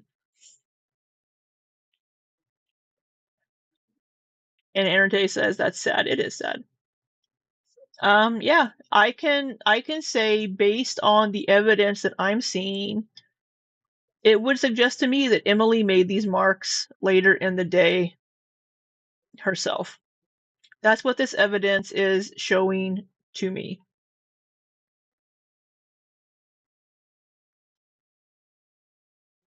Ilya sounds like a personal problem. She even just did it days later. Yeah, I mean this is like, 4:30 a.m., 9:30 p.m. right? Nail marks, the nail marks that I made on my arm are pretty much gone, right? They were pretty hefty and they're pretty much gone now. Ilya says, sure, if Emily faked the scratches, that's psycho. Yeah, I would agree. So now if we are operating under this new information, that it appears that these marks, let's just say that these were not made by Amberlynn. Okay? We don't know who made these marks. It could have been Emily. We know Amberlynn did not make these marks on the right. And I will, at this moment, unequivocally say that I do believe Amberlynn did not make these marks on the right. Okay. Maybe it was Andrea. Deleted, sent on the same day. I've never been more excited in my life. So that's, let me put in a caveat. Based on when the images were sent, again, we don't have the metadata of those images to know what time those images were taken. Okay. Yeah, Aaron. Emily filmed her ex Megan nude, and now Amber. That's fucked up. Yeah, I will say anybody, if Emily does try to release any videos of Amberlynn nude, I don't even want to see Amberlynn having a BPD meltdown. I don't think that's okay to release either. That's not okay. Emily should not be using those things to threaten or blackmail or anything. The only reason Amber would lie about that is self-preservation. The only reason she would need to self-preserve is because she did, in fact, physically harm Emily, which correlates perfectly with every single message that Emily has sent throughout this entire conversation. Now, look at this. Now, this is really important, okay? Emily sends these photos, and then Amber says, I'm on the phone to my mum, and she wants me to go back to Oklahoma.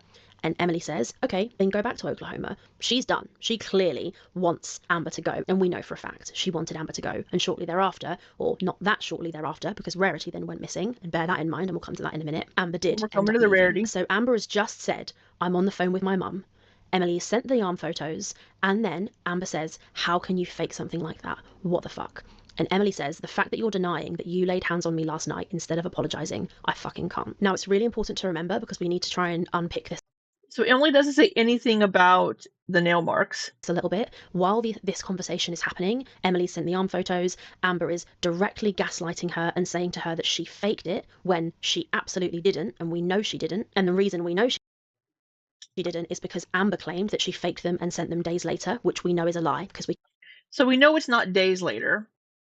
Just because Amber slept, it didn't magically become days later.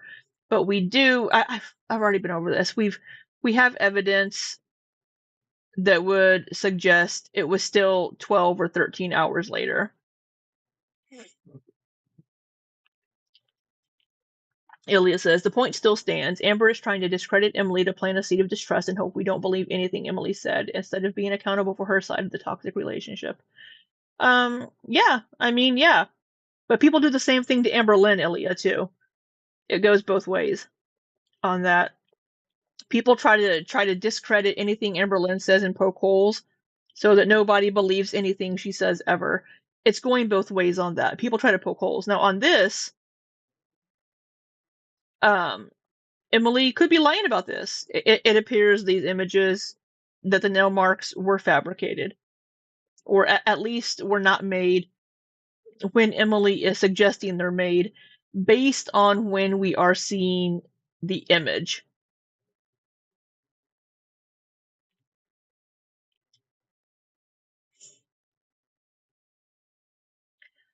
But yes, Amberlynn does have issues with accountability. Can see the timestamp. It's not possible that they were sent days later, because here they are being sent on the same day. So we know, I'm sorry, I'm being so pedantic, but we know Amber is lying about this, okay? It's really important. So during this portion of the conversation, Amber is on the phone to her mum, okay? And I think that's really important. So now we're going to go to the purple screenshots. They pick up basically straight after. So it goes. Ilya says, the difference is we know Amberlynn lies and continues to do so. If she tried to be honest from whenever on, would love to believe her. I think she tries. She tries to be honest on things, but then self-preservation kicks in. But they're both, yeah, Sleeping Lisa. They're both very manipulative. An apology is cut and dry. It should never include a but. Right. Exactly, Aaron. And that's the issue that I have with Amberlynn and her taking accountability. Is I take accountability for who knows what, but they did this. And it's like, no, just say you're taking accountability and tell us what you're taking accountability for. Otherwise, it's just empty, right? We need to know that you know what you did wasn't okay to do.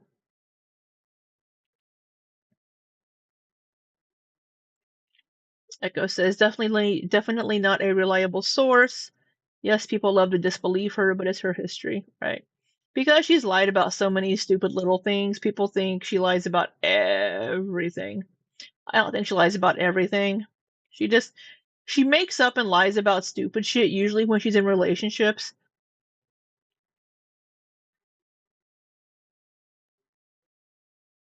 Yep. I agree, Aaron.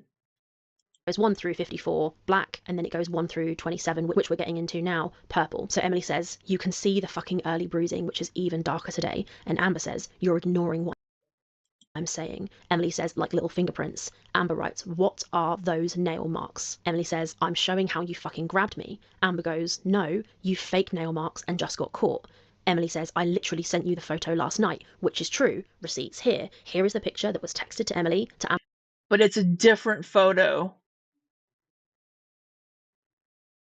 Hello, treat, play, fluff. Sorry, the night before at 4. Technically it was the same day, but the previous, that earlier that morning, Emily sent the original photos. So Amber has seen them. So for her to be here saying, what are those nail marks? She's already seen them. They were sent to her hours prior via text. So for Amber to put that, what are those nail marks, with the full stops, the punctuation, in this way, this performative way. The way Amberlynn wrote that is very performative, yes. But I will say it's a different photo, right? She's not sending the exact same photo. She's sending a new photo 17 hours later. She's already seen the nail marks. She's seen the picture. It reads to me, and this is my opinion. Unless Emily sent both pictures earlier in the day, then we haven't seen that second picture yet. That's a new picture. Oh, Pammy Poodle. That was your business again. You groom doggies. Okay. that it's an over-dramatization. She's trying to convince somebody of something. And Emily explains herself. The exact same thing she's been saying this whole time. I'm showing you how you fucking grabbed me. Amber says, no, you faked nail marks and just got caught. Emily says, I literally sent you the photo last night, which we've established is true. Amber puts, the nail marks, what are those? Amber knows what they are. She's seen them already. She's the one who made them. Emily says, I showed you the nail marks with the bruises underneath to show exactly how you fucking grabbed me. Amber says, that is not how I grabbed you. My God. Now, we've seen two things. We've seen Amber lie in previous videos, and she goes, my God, when she's really angry, her way is not coming through, and she's telling a lie. We've already been through this part, I think. But yeah, so talking about the grabbing, Emily did exaggerate the arm grabbing. She said blood was drawn and a chunk of skin, you took a chunk out of my arm. That was exaggeration on her part. There's no evidence of any blood being drawn, and there's no evidence of any chunk of skin. There isn't even any evidence of nail marks from the picture early that morning. Oh, you're taking us to the shower with you again.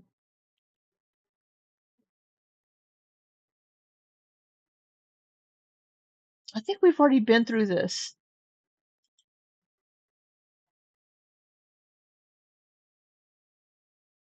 We've already been through this one. Why did I end up so far back from where we were before?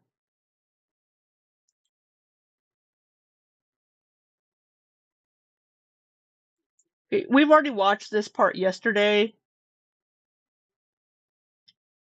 Whole time is, you physically harmed me, you need to go, a person can only take so much. All Amber You were just timestamping this video in the comments. I got up to the 40th screenshot. Yeah, well, I know we were up to about here yesterday.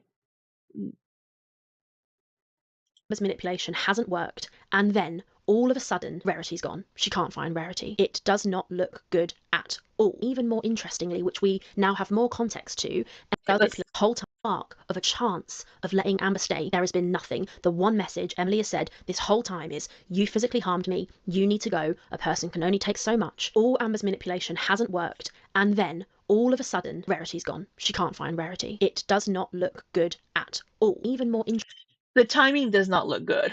Now, if Amberlynn has been sleeping, she even told us in her voice note she went to bed, she slept. Depending on how long she slept.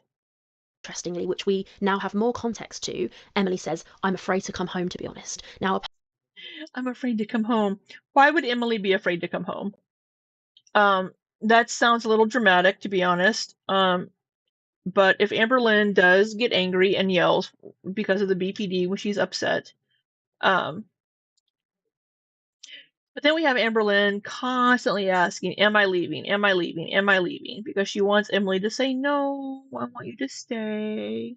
Person being scared to come home to their own house is really, really telling. The fact that Rarity is missing and gone is then immediately followed by a second message which says, I need help finding her, which basically means, please come home. So Rarity is missing, please come home. She thinks that Rarity being missing will make Emily come home. And what does she want? She wants Emily to come home so she can try her manipulation tactics in person. And then, of course, there's the telling sentence that we've all seen already. The proof is in the pudding, right? Emily says, I'm afraid to come home. At her big age, to her home that she owns, she's afraid to come home. Instead of saying, what are you on about? Why are you afraid to come home? She does the same thing that we've. So Amberlynn has said, I haven't been able to find Rarity all day. I need help finding her, please. I believe in one of Amberlynn's streams from previously, she said that the cats would chill in the basement. And so it wasn't unusual to not see them for a while.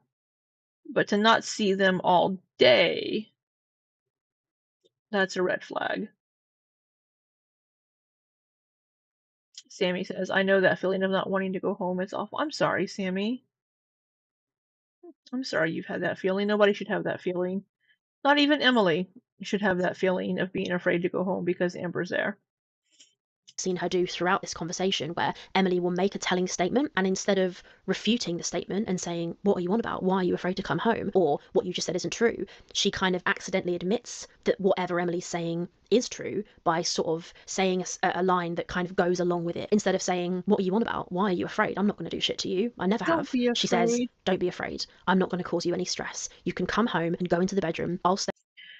So this could be taken a couple different ways. Emily is afraid to come home because of physical reasons or because of emotional reasons. Like, I'm afraid to come home because I don't want you to fucking yell at me. I don't want to fight anymore. I don't want to. I'm afraid to come home because I don't want to fight. Stay in the living room until you wake up for work. Now, with the context of all these messages, we know that the reason Amber said this is because Emily has already told her that she doesn't want Amber in her bed. Now we come to these in-between screenshots, so you can see the timestamp on this one is 10:14, and it carries on directly from the first one that Mr. Snowflake got, which is number 24. And it's quite interesting, actually, because you can see that these messages about Rarity, they were first sent at 10:06. Amber says, so am I leaving? And then if you go to screenshot 24.1, you can see that Emily doesn't reply until 10:14. They were sent in an 8-minute gap where Emily's not replying. Now, 8 minutes might sound like nothing, but I know in the mind of Amberlynn Reid, when she's desperately trying to cling to this person and is so insistent on finding out if she's staying or if she's going, I bet those 8 minutes felt like a really long time. And this is the beginning of even more Class A manipulation from Amberlynn. So you can see she messages here, I'll even order you something to eat if you're hungry. I'm mentally exhausted. I know you are too. I don't want war. I just want peace. It'll be okay. This is her trying so hard to make amends. She can't bring herself to actually fucking apologize for what she's done, but she is able to identify that she wants peace, but she's not able to do the accountability taking that is required to actually manifest that peace. And you'll see why I say this is such bad manipulation in a second. We see Emily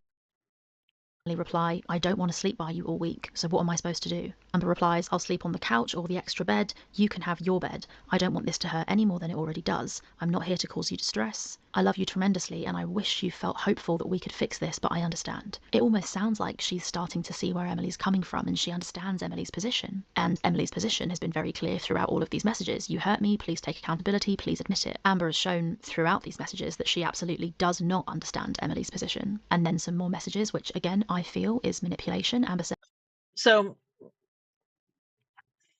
Amberlynn said in one of her voice notes earlier that Emily would make her apologize just even for the most random thing or something she didn't even do. So here we have messages saying, I didn't go to the back porch. And then she tells Emily, don't be afraid. I'm not going to cause you any stress. You can come home and go into the bedroom. I'll stay in the living room till you wake up for work. I'll even order you something to eat if you're hungry. I'm mentally exhausted.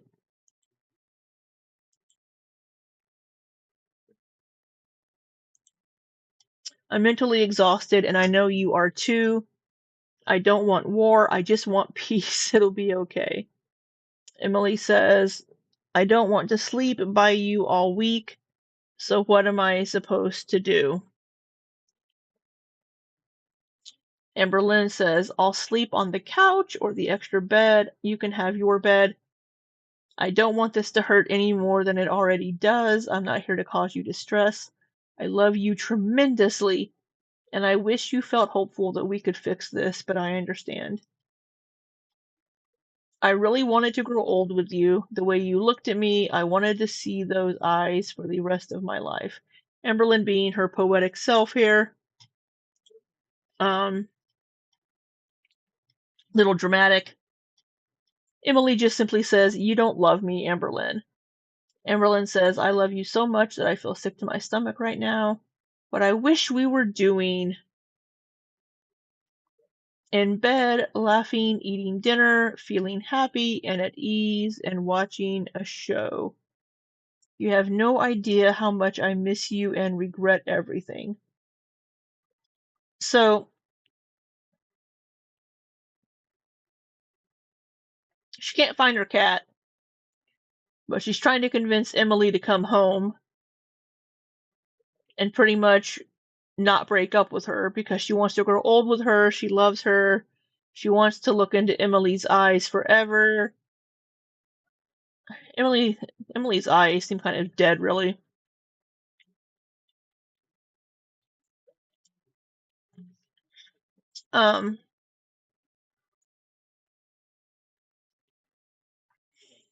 Yeah, it's all about, I love you, Emily. But she's trying to convince Emily to come home. Maybe because she wants help looking for Rarity. This is just within a minute, though. So we have this one, and then all of these a minute later. Says, I really wanted to grow old with you. The way you looked at me, I wanted to see those eyes for the rest of my life. She's trying really hard to make Emily feel the He's emotions. landed She's on trying to thick. pull at the heartstrings. She's trying to trigger happy memories for Emily. She's trying to get Emily on her page. And it's not fucking working. Emily says, you don't love me, Amberlynn. This is a very interesting message from Emily. I don't really know how to take it, but I think it does show that whatever Amber is trying to do is not working. But Amber keeps trying. She says, I love you so much that I feel sick to my stomach right now. I wonder if that sickness that she alleges she's feeling to her stomach is not actually love for Emily. I wonder if that sickness that she seems to be feeling in her stomach is actually the sting of rejection. And we all know how Amber handles rejection. Not well. Someone with BPD, like, we have a fear of rejection, hardcore. And when people don't believe me, when it's something like serious that I've talked about, Emily literally faked nail marks. Sure, Dan. For me, it feels like rejection. She keeps trying what I wish we were doing. In bed, laughing, eating dinner, feeling happy and at ease, watching a show. You have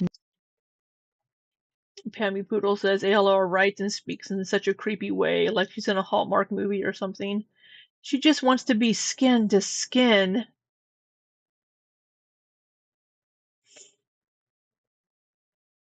Yeah, it's very over the top, very romance novel, dramatic, trying to be poetic. I love everything about you. I love the way you look at me. I love your laugh. I love your eyes. I love your smile.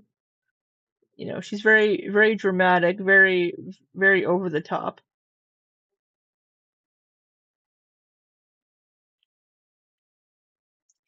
She's definitely trying to romanticize a situation that she is now making into a TV thriller. Yeah.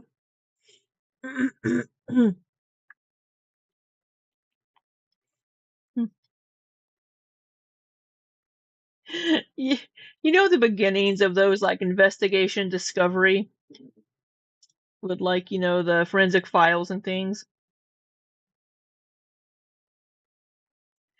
Amberlynn loved to look into those eyes.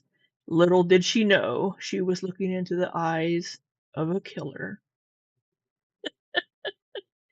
That's not true by any means, but you know, it just reminds me of those opening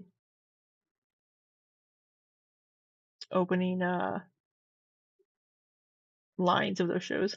no idea how much I miss you and regret everything. This message saying that she regrets everything, again, is so telling because she doesn't fucking admit what she regrets. She's all willing to say she regrets everything, but she hasn't at any point during this conversation specified what it is exactly that she regrets. And then she says, can I prove to you that I love you? Let me prove it to you. Come home. You shouldn't have to try to prove anything. So you wanted her to come home to help you look for Rarity, but now you want her to come home so you can tuck her into bed. Let me prove it to you. Come home, go upstairs. I'll give you a melatonin. I'll fix the bed. I'll tuck you in. I'll kiss your forehead goodnight. I'll turn the lights off, and I'll let you sleep alone so you can get a restful night's sleep. I want to love you. I can't help it.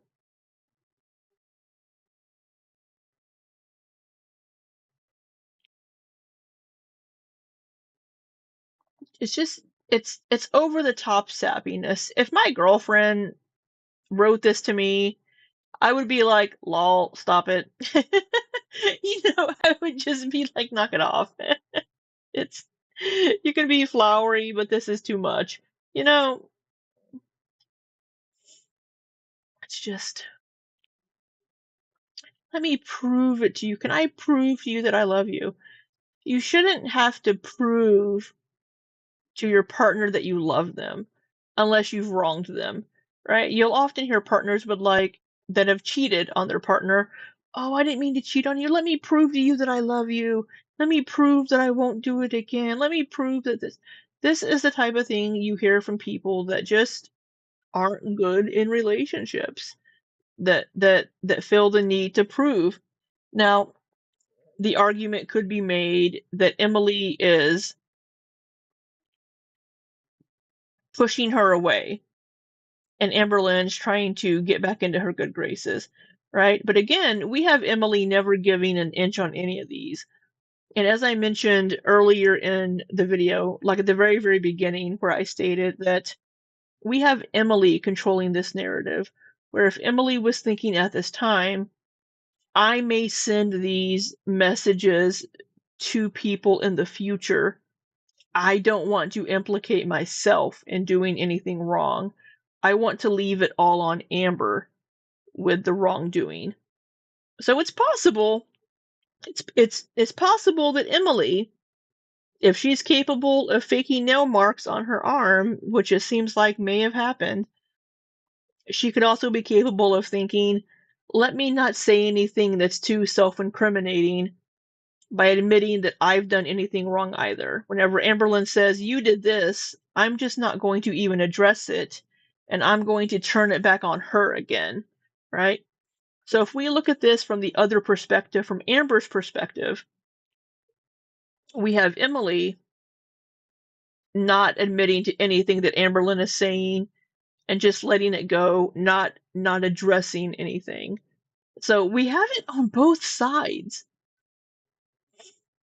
Go upstairs, I'll give you a melatonin, I'll fix the bed, I'll tuck you in, I'll kiss your forehead goodnight, I'll turn the lights off, and I'll let you sleep alone so you can get a restful night's sleep. I want to love you, I can't help it. What she doesn't realise is that this line here where she says, I'll turn the lights off, I'll let you sleep alone so But you also need help finding Rarity.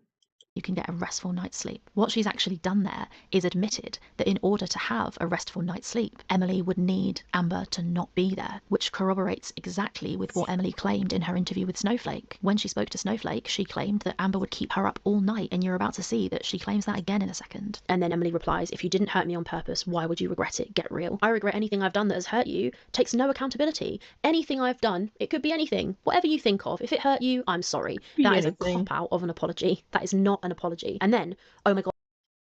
Amberlynn isn't good at apologizing because she doesn't like to admit fault. She has a very hard time admitting fault or taking accountability.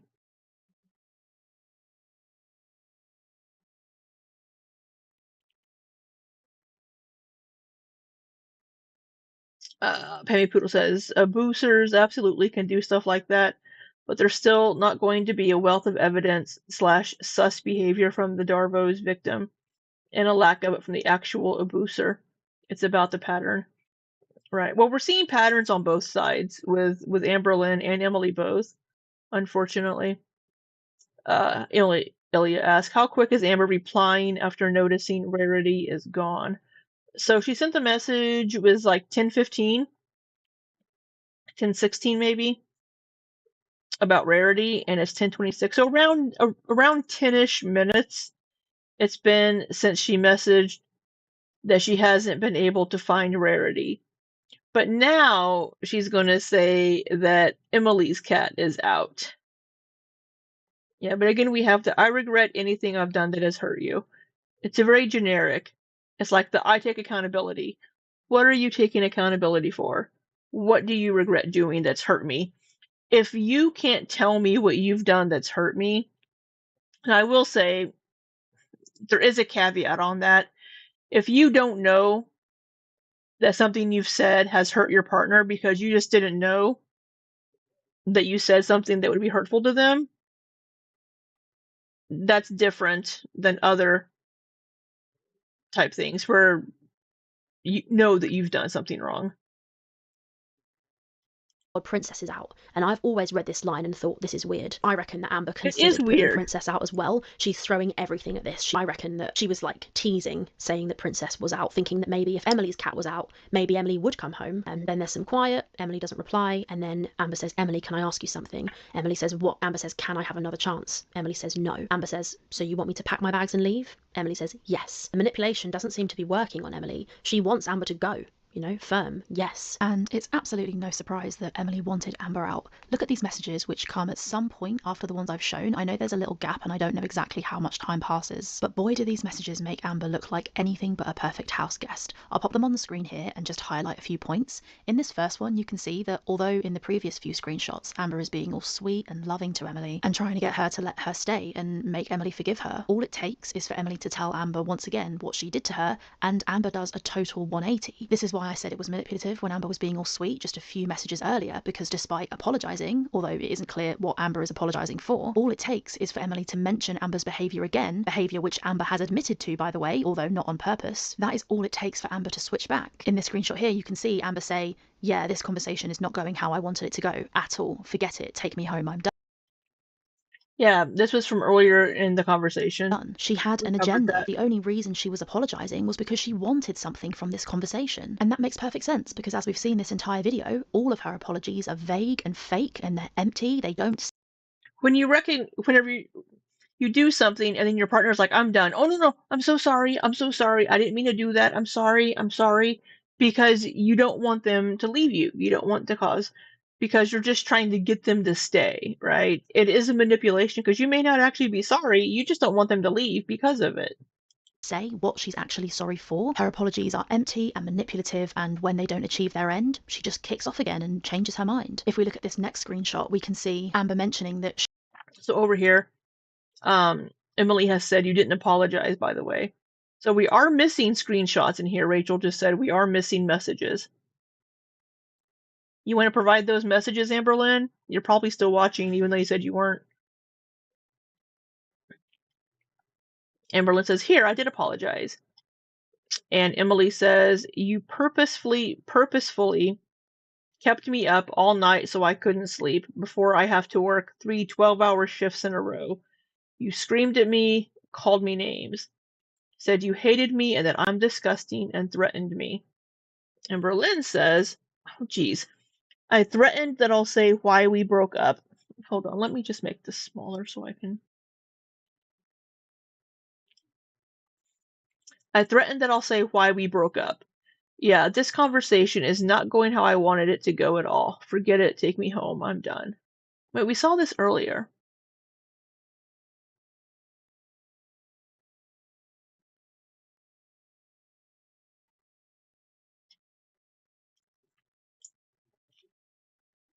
Yeah, we've covered those nail marks, Pammy. We covered them earlier. No, Rachel never says anything about Rachel actually says they were very clearly made by Amber. Rachel states that Amberlynn made those nail marks in this video.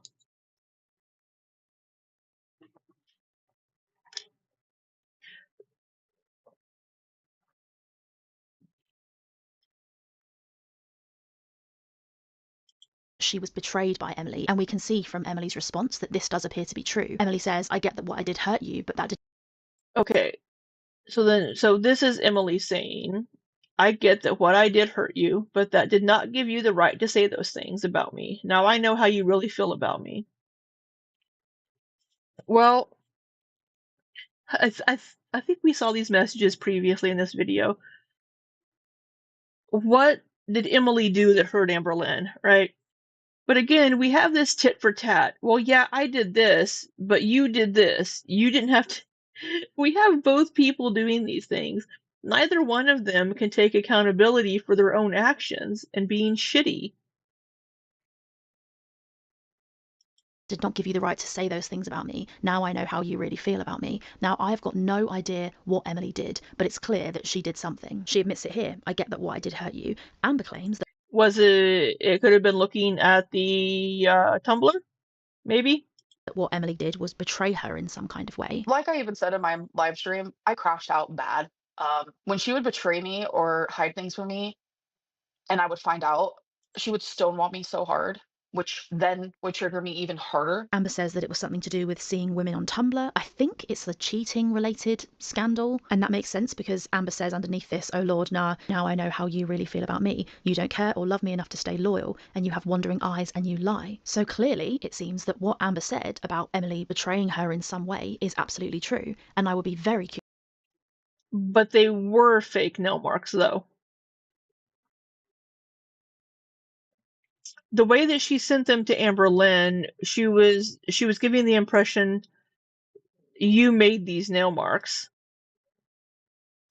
Curious to know what this betrayal was. That actually is one thing that does align with Amber's live. Amber claims that her behaviour was because of some kind of betrayal from Emily. Now, blaming her bad behaviour on this isn't fair, but it does seem that there No, was it's some kind not. of betrayal from Emily. And then when we flick over to screenshot number 29, and this is the last one, this is really, really bad. It's clear, as we've established, that Emily has done something, and Amber says in these messages, "We were so happy, Emily, you have no excuse at all. It doesn't matter how I handled my pain, you created it." And Emily says it does matter, actually. Now, this is very reminiscent of clips from Amber's live where she says the famous line, "My pain turned me into a monster because of what you did." and again, it's very clear that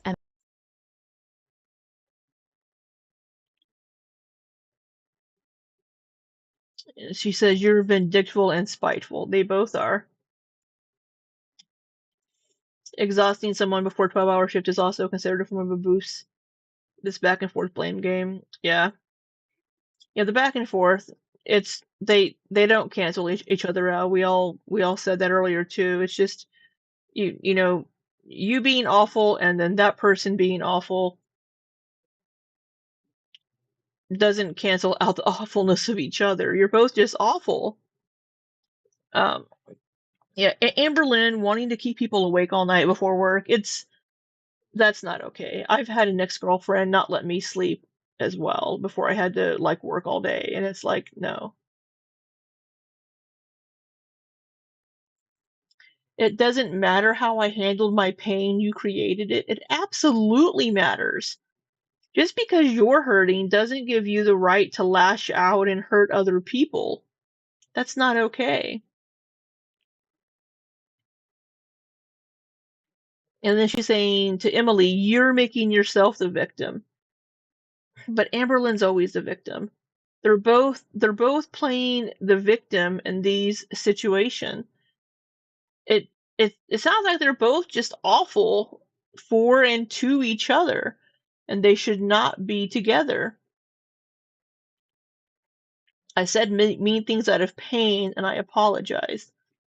Just because you're hurting, again, it doesn't give you the right. It doesn't give you the right to hurt other people. Hurting somebody else, hurting somebody that hurt you isn't going to make anything any better. It's not going to make the situation better. It's not going to make you feel better. It's just not. It's not a healthy way to handle the situation. Pammy says yes, they were fake, and M claims she put them there to show ALR where the nail marks were.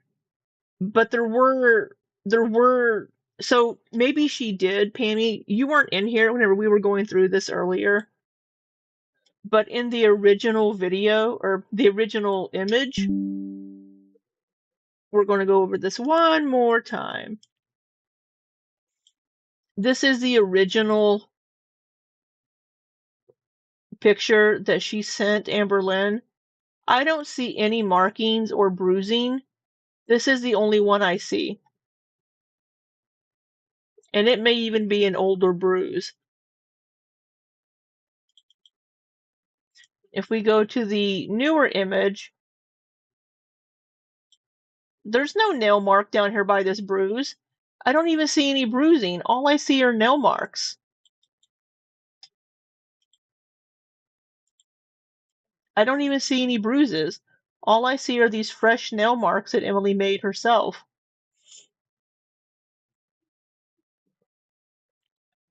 Because they're at different angles. Right here, she's showing off this bruise right here, it looks like.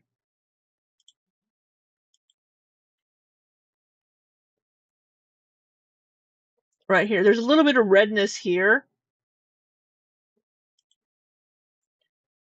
which would correspond to right about here. This bruise would be right about here on her arm. Right there it is, right there. Right, and then here's the nail marks. Where I was noting that it looks like for these nail marks to happen like this, the fingers would have to be like this. The fingers would have to be coming in at this angle on the arm. And it looks like there's another it looks like there's another one right here, another nail mark right here too. So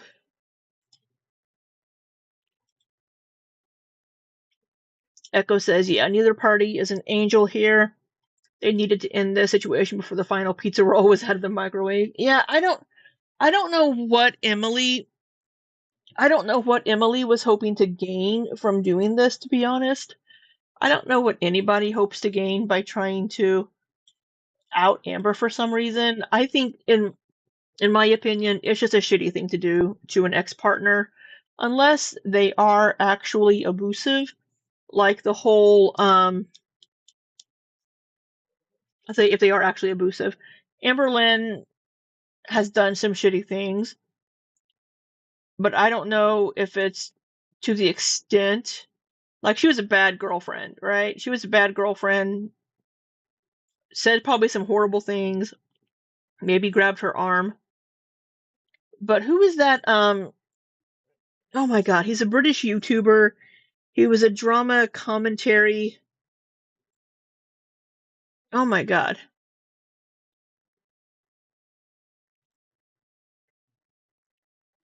Anyway, Emily has done something, and it's hard to know what to say about that because I don't know what it was, but Emily admits it, so she's obviously right, so yeah, so we do. Oh, anyway, so I was saying again, no, not Tom Harlock. He's let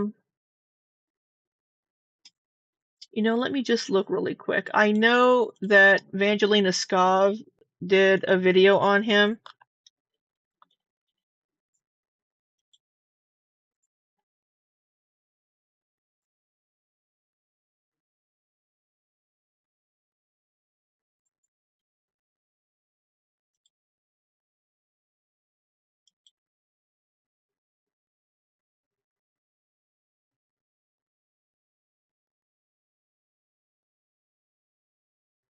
I'm Alex.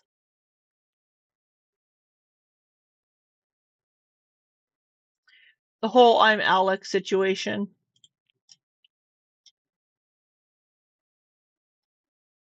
So with this, with all of this, though, again, again, like I've already said, we have Emily controlling the narrative on this because Emily's the one sending the screenshots.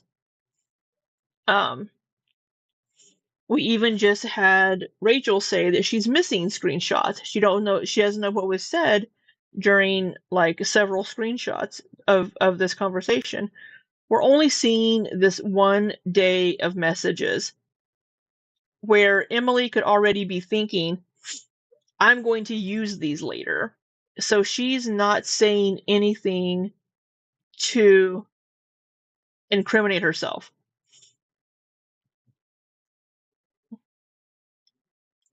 betrayed Amber in some kind of way. However, I personally still don't think that it's fair for Amber to say this. It doesn't matter how I handled my pain, you created it. That is absolutely objectively not true. And we see Emily saying that it does matter, and I think it does matter. What Emily did to betray Amber while they were in a relationship matters also, and it is completely unacceptable to say that somebody hurting you gives you an excuse to behave however you want. We see Amber say, you're making yourself the victim, I'm so done with this, you aren't the victim, Emily. Obviously Amber is a victim of something because Amberlynn historically really hasn't been one to share her messages with people, really.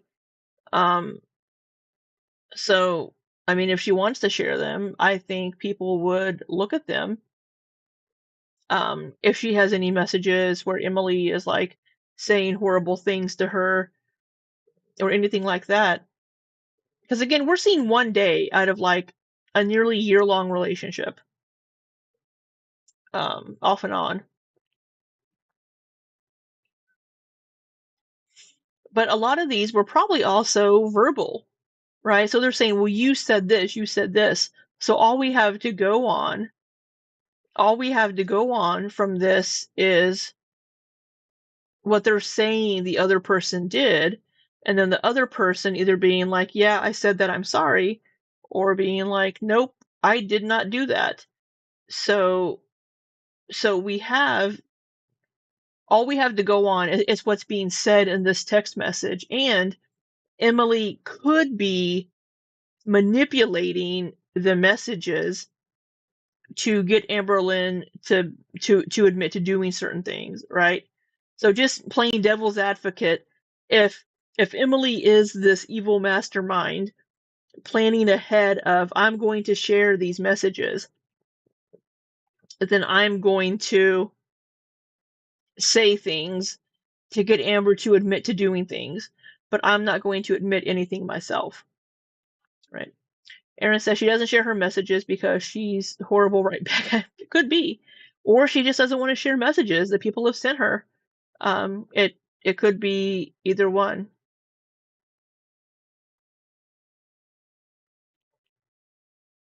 Amber was showing a screenshot of Emily calling her a see you next Tuesday. And in the same screenshot, she's calling Alexis a see you next Tuesday, also out of anger. Yeah. Granted, you shouldn't be calling your girlfriend that, right? I mean, not great. He seems to have done something to her, and at the same time, I think it's exceedingly I clear agree, from all Erin. of these messages that Emily is a victim of Amber's. And the thing is, and one of the main reasons I think this video did need to be made, is that this story corroborates and validates the story of Amber's other victims. We see these capital letters, we see this kicking off. Amber thinks that her behaviour is justifiable, and it's fucking not. And we can see, just from how Amber reacts here, even more so why Emily was so desperate to get this fully grown, abusive fucking toddler out of her house. All of the manipulation that we've seen in these messages is Amber trying to gaslight Emily and trying to get Emily to believe that she wasn't harmed by Amber when she was, and trying desperately to get Emily to let Amber stay in her house despite Emily clearly wanting Amber to leave. But we know that following this conversation, Amber didn't leave. She didn't leave for ages. She stayed and stayed and stayed. Emily is a person who is clearly has the courage of her convictions. She was there another like 3 weeks. I think the Rarity going missing timing is very, very bad. The timing is horrible, right? And it could be in the heat of the argument, a door did get left open. That is very possible. But the timing does not look good for Amber. We get heated though, I get it, but damn control. Yeah, absolutely. You have to have some level to not let your emotions control you and not just blurt out whatever intrusive or horrible thought pops into your head. Because there are things that you can say that you can't come back from, right? And then it's like, shit, I should have modulated myself a little bit better. Echo says, right, she doesn't show what she can't control the narrative of. You know, Echo, we could say the same thing about these messages. Emily can't control the narrative unless she's in control of what screenshots are being shared. And we have missing parts of the conversation. Why doesn't Emily want to share those screenshots? It's going both ways on that with this whole text message situation. She wants Amber to go. She wants Amber out of her fucking house. But as we all know, It was a lengthy stay that became lengthier because we loved being around each other, which then became Well, we know that's a lie. lengthier once Rarity went missing. Amber ends up staying for another 3 weeks after this. About 3 so weeks. Rarity getting out directly caused Amber to stay. I will be very interested to see what everybody else makes of these screenshots. I know this video is... So the timing could be, this is Pammy Poodle, by the way, saying the timing could be understood if ALR then acted like a dedicated pet parent once she went missing, and she never did and still doesn't. So what I will say, to play devil's advocate again here for this, is we only see bits and pieces of what Amberlynn has recorded during that time frame.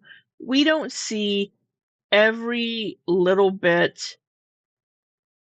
We don't see everything they did. We don't see everything that happened over the next 3 weeks. We only see bits and pieces, right? So we don't know what they were doing during that time to look for Rarity. We know they put up flyers. We know they went outside and looked for her. Something, I don't know how many of you are in the US and aren't in the US, but it's often not a great idea to go walking up into people's yards at night in America. without announcing, hey, I'm looking for my cat, right?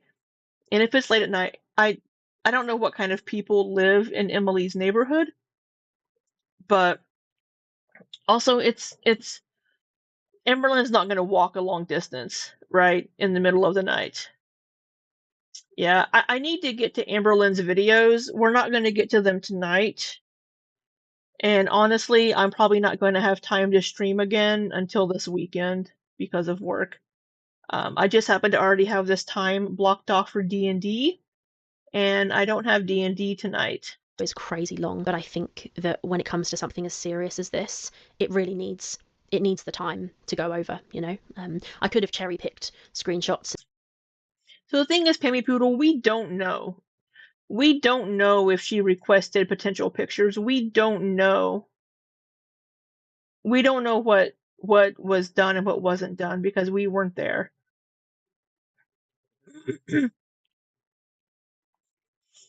She didn't do much when Destiny's cat was missing. Yeah. She told us she didn't. I thought she did reach out to. They did go to some of the local shelters and contacted them when they got when they had cats come in. Because with some of the with some of the pictures, you could see some distinctive markings where you could tell if they weren't rarity or not. Pammy Poodle Pet Detective. That has a nice ring to it, Bossy says. Amberlynn was very insensitive whenever Gracie went missing. She was very insensitive and not very sensitive to Destiny's feelings on the cat going missing.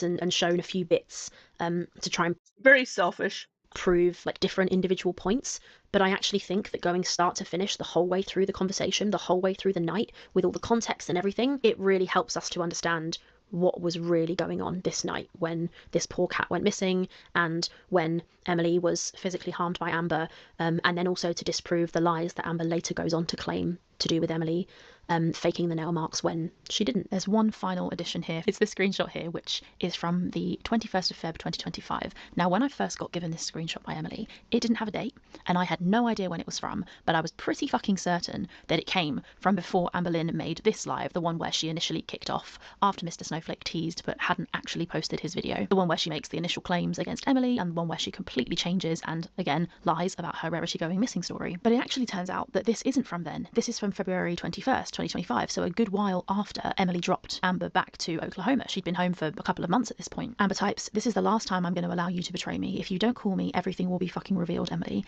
Everything. I need an explanation on why the fuck you do this to me. Absolute betrayal. I knew you were lying to me from the beginning, but what you did confirmed it for me." Now, I've got no idea what this betrayal was. I went back to Amber's videos around this time, and there's nothing obvious happening. There isn't a live stream. It seems like Amber didn't go live and say anything about Emily. But the key here is that she threatens to. She says, she's threatened to ruin Emily's life.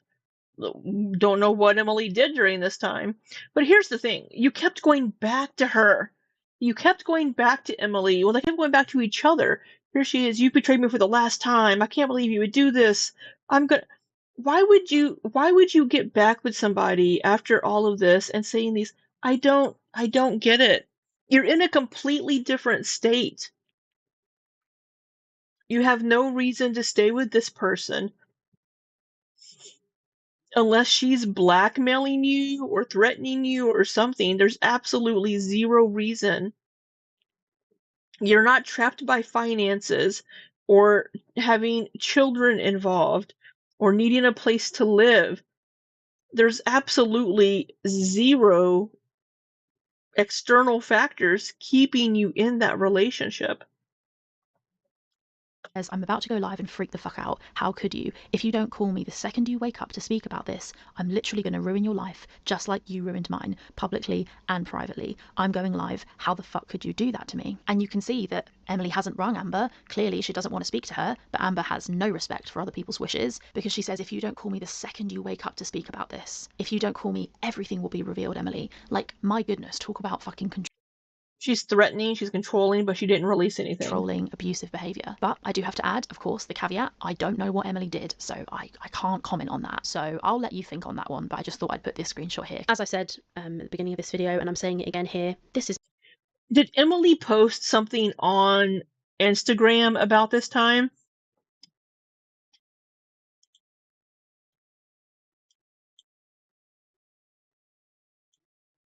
I do have some screenshots. That's from February. Or March, I mean, about a month into March. But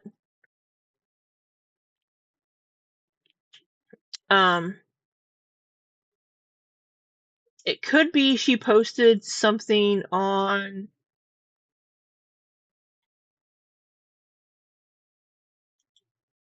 It could be something she posted on Instagram, possibly. This is my opinion. This is what I think. Other people will probably look at these and think other stuff. So yeah, go and watch your favourite creator if they cover this and see what they say. Yeah, I don't even know how to end this video. It's been so long that I've run out of words. We will go back to the regularly scheduled programming soon. I'm going to watch these shorts that Amber's been making, and I'm going to watch some glitter and lasers and some other stuff. Thank you for watching. Let me know what you think about all of this in the comments. Is there anything in these screenshots that I didn't pick up on? Do you think there's something I should have said that I didn't say? Anything interesting? Any thoughts? I will be very curious to see what you think. Thanks for your time, and I'll see you next time. Bye. All right, thank you for that video, Rachel. She has another one that we're gonna have to get to. Ilya says, this is proof Amberlynn is not also verbally abusive. That's how I feel, so it's a fact. What? Pammy Poodle, did you see the vid about the timing between Gracie getting lost and Wasabi adopted? It was very quick. It was very, very quick. Sorry, I don't understand. Well, I wasn't talking to you, Google. Shut up. Yeah, it was quick. So for Amberlynn being like, why would you ask somebody in an abusive relationship, why'd you stay? Because you didn't have to stay. Usually people in an abusive relationship, if they have the means to leave, they're going to. There's typically something holding them in that relationship, whether it's the threat of physical harm, not having a means to get away. Amberlynn could call her mom and leave. Being financially dependent on that person, having children involved, or something. But Amberlynn had zero holding her in that relationship.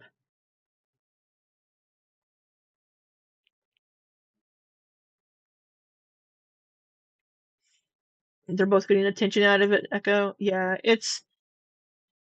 but it's not good attention. That's the thing. We have Emily painting herself as the victim. We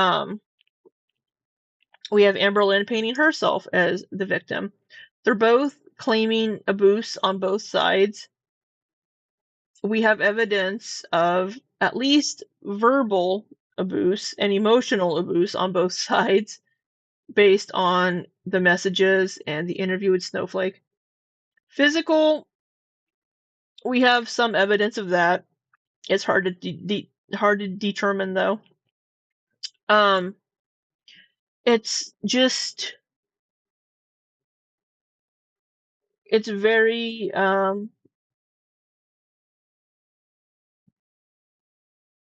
it's just a very weird situation as far as like, why would Emily decide to come forward with these messages? Now apparently she sent these to Rachel around the same time she was also talking to Mr. Snowflake. So it's been what, a month or two, month and a half, something like that. Yeah, it's just, yeah, about 2 months, I guess. It's just not a good situation. They're both painting the other to look bad. They both said horrible things. Neither excuses the behavior of the other person, right? It's just not good. Ilya says a publicized toxic relationship. It's very toxic. Very toxic. Two people that should not have been together. Absolutely. I hope Amberlynn works on herself I hope Emily works on herself.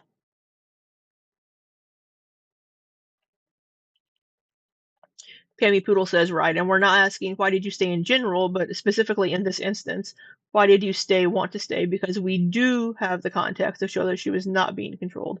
Yeah, I mean, Emily went to work every day for 12 hours. She could have called her mom and been like, Mom, come get me while Emily's at work tomorrow. Right? It's just a horrible situation. I mean, yeah. It's all about control for both of them. They both want to be in control. Amberlynn is usually with somebody that's more passive, and Emily is not passive. Emily possibly, this is speculation, Emily possibly likes to be with people that are so much bigger because she can control them easier. You know, a lot of people that are a lot bigger have a harder time finding relationships, right? So they'll stay in a relationship just because they want to be loved. It's control. And even the literal day of the text, Emily keeps telling her to leave. She's at work. ALR is on the phone with her mom who wants to come get her, and she's still begging to stay. Bossy Spaghetti. I, for one, hope the video gets leaked. I hope it doesn't. I don't think those videos need to be leaked. I think it's inappropriate.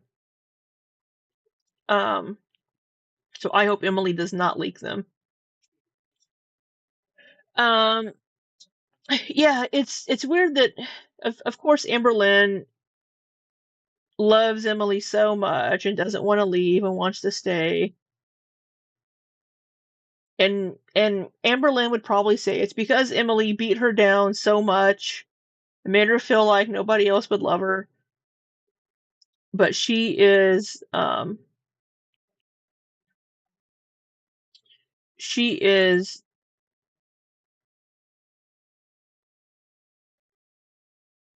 sorry, I was reading a text message or a chat message there.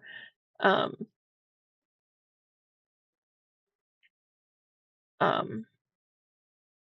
Forgot what I was gonna say. Yeah, I think Emily might have a, how was it called, like a degrading, whatever, fetish, um, where they get off on people putting people down, right? Usually it's the other way around. People get off on being put down, being like, "Yeah, tell me I'm horrible," things like that. Um, but this could be the other way around, and that could be why she said some things to Amberlynn that she did. Who knows? But it seems like that's the kind of thing that she likes. So, it is 8 o'clock. I have a meeting for work in an hour. So, yeah. Well, this was eventful. We had Amberlynn sending in voice notes. It became the Amberlynn Read channel for a little bit there. I thought you were gonna say yeah, no. No. Yeah, it's just, it wasn't a good relationship on any of the sides. Just not good. And they, yeah. They both reacted poorly to each other and then blamed the other one for their own actions. And it just became this vicious cycle of, well, you did this. Well, yeah, because you did this. Well, but then you. So it just became this vicious cycle of blaming the other person for their own actions, with neither person taking responsibility or accountability for their part or what they did. It was always, well, you. It's like that Spider-Man meme where there's 3 Spider-Men pointing at each other, right? Except in this case, it's just both of them pointing back at each other with both hands, right? But we will get to, I think Rachel has, Sammy, I became a villain. You're entering your villain era. So this was the video we just watched. We have a couple. We have several more here that we need to watch. Damn it, Rachel. But we also have some Amberlynn videos that we're going to sprinkle in between Rachel's videos to keep the timeline. But I'm probably not going to have time again until Saturday because of work. I'm probably not going to have time to stream until this weekend. So, but thank you all for hanging in there with me for 2 hours and 46 minutes. Thank you for those that popped in just because Amber was here. Thank you for the lurkers that said something in the chat. So yeah, I appreciate you all for hanging out with me and chilling and looking at things. And what in the... Sorry, I'm just looking at this picture on my screen here. I'm trying to figure out if that's Amber's boob on the desk, or if it's just, or if it's the cat's butt, because it's like right in the middle. I'm assuming it's Romeo's butt. Ilya, I'm here for you. I'm a real one. You are a real one, Ilya. You're one of my OGs. That's the cat butt, but all right. Yeah, thank you all for your voting butt. Thank you all for having a wonderful. Thank you all for having a. I hope you all. Thank you all for.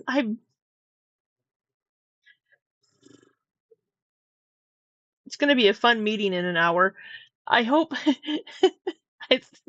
God, what am I saying? Thank you all for being here and spending time with me.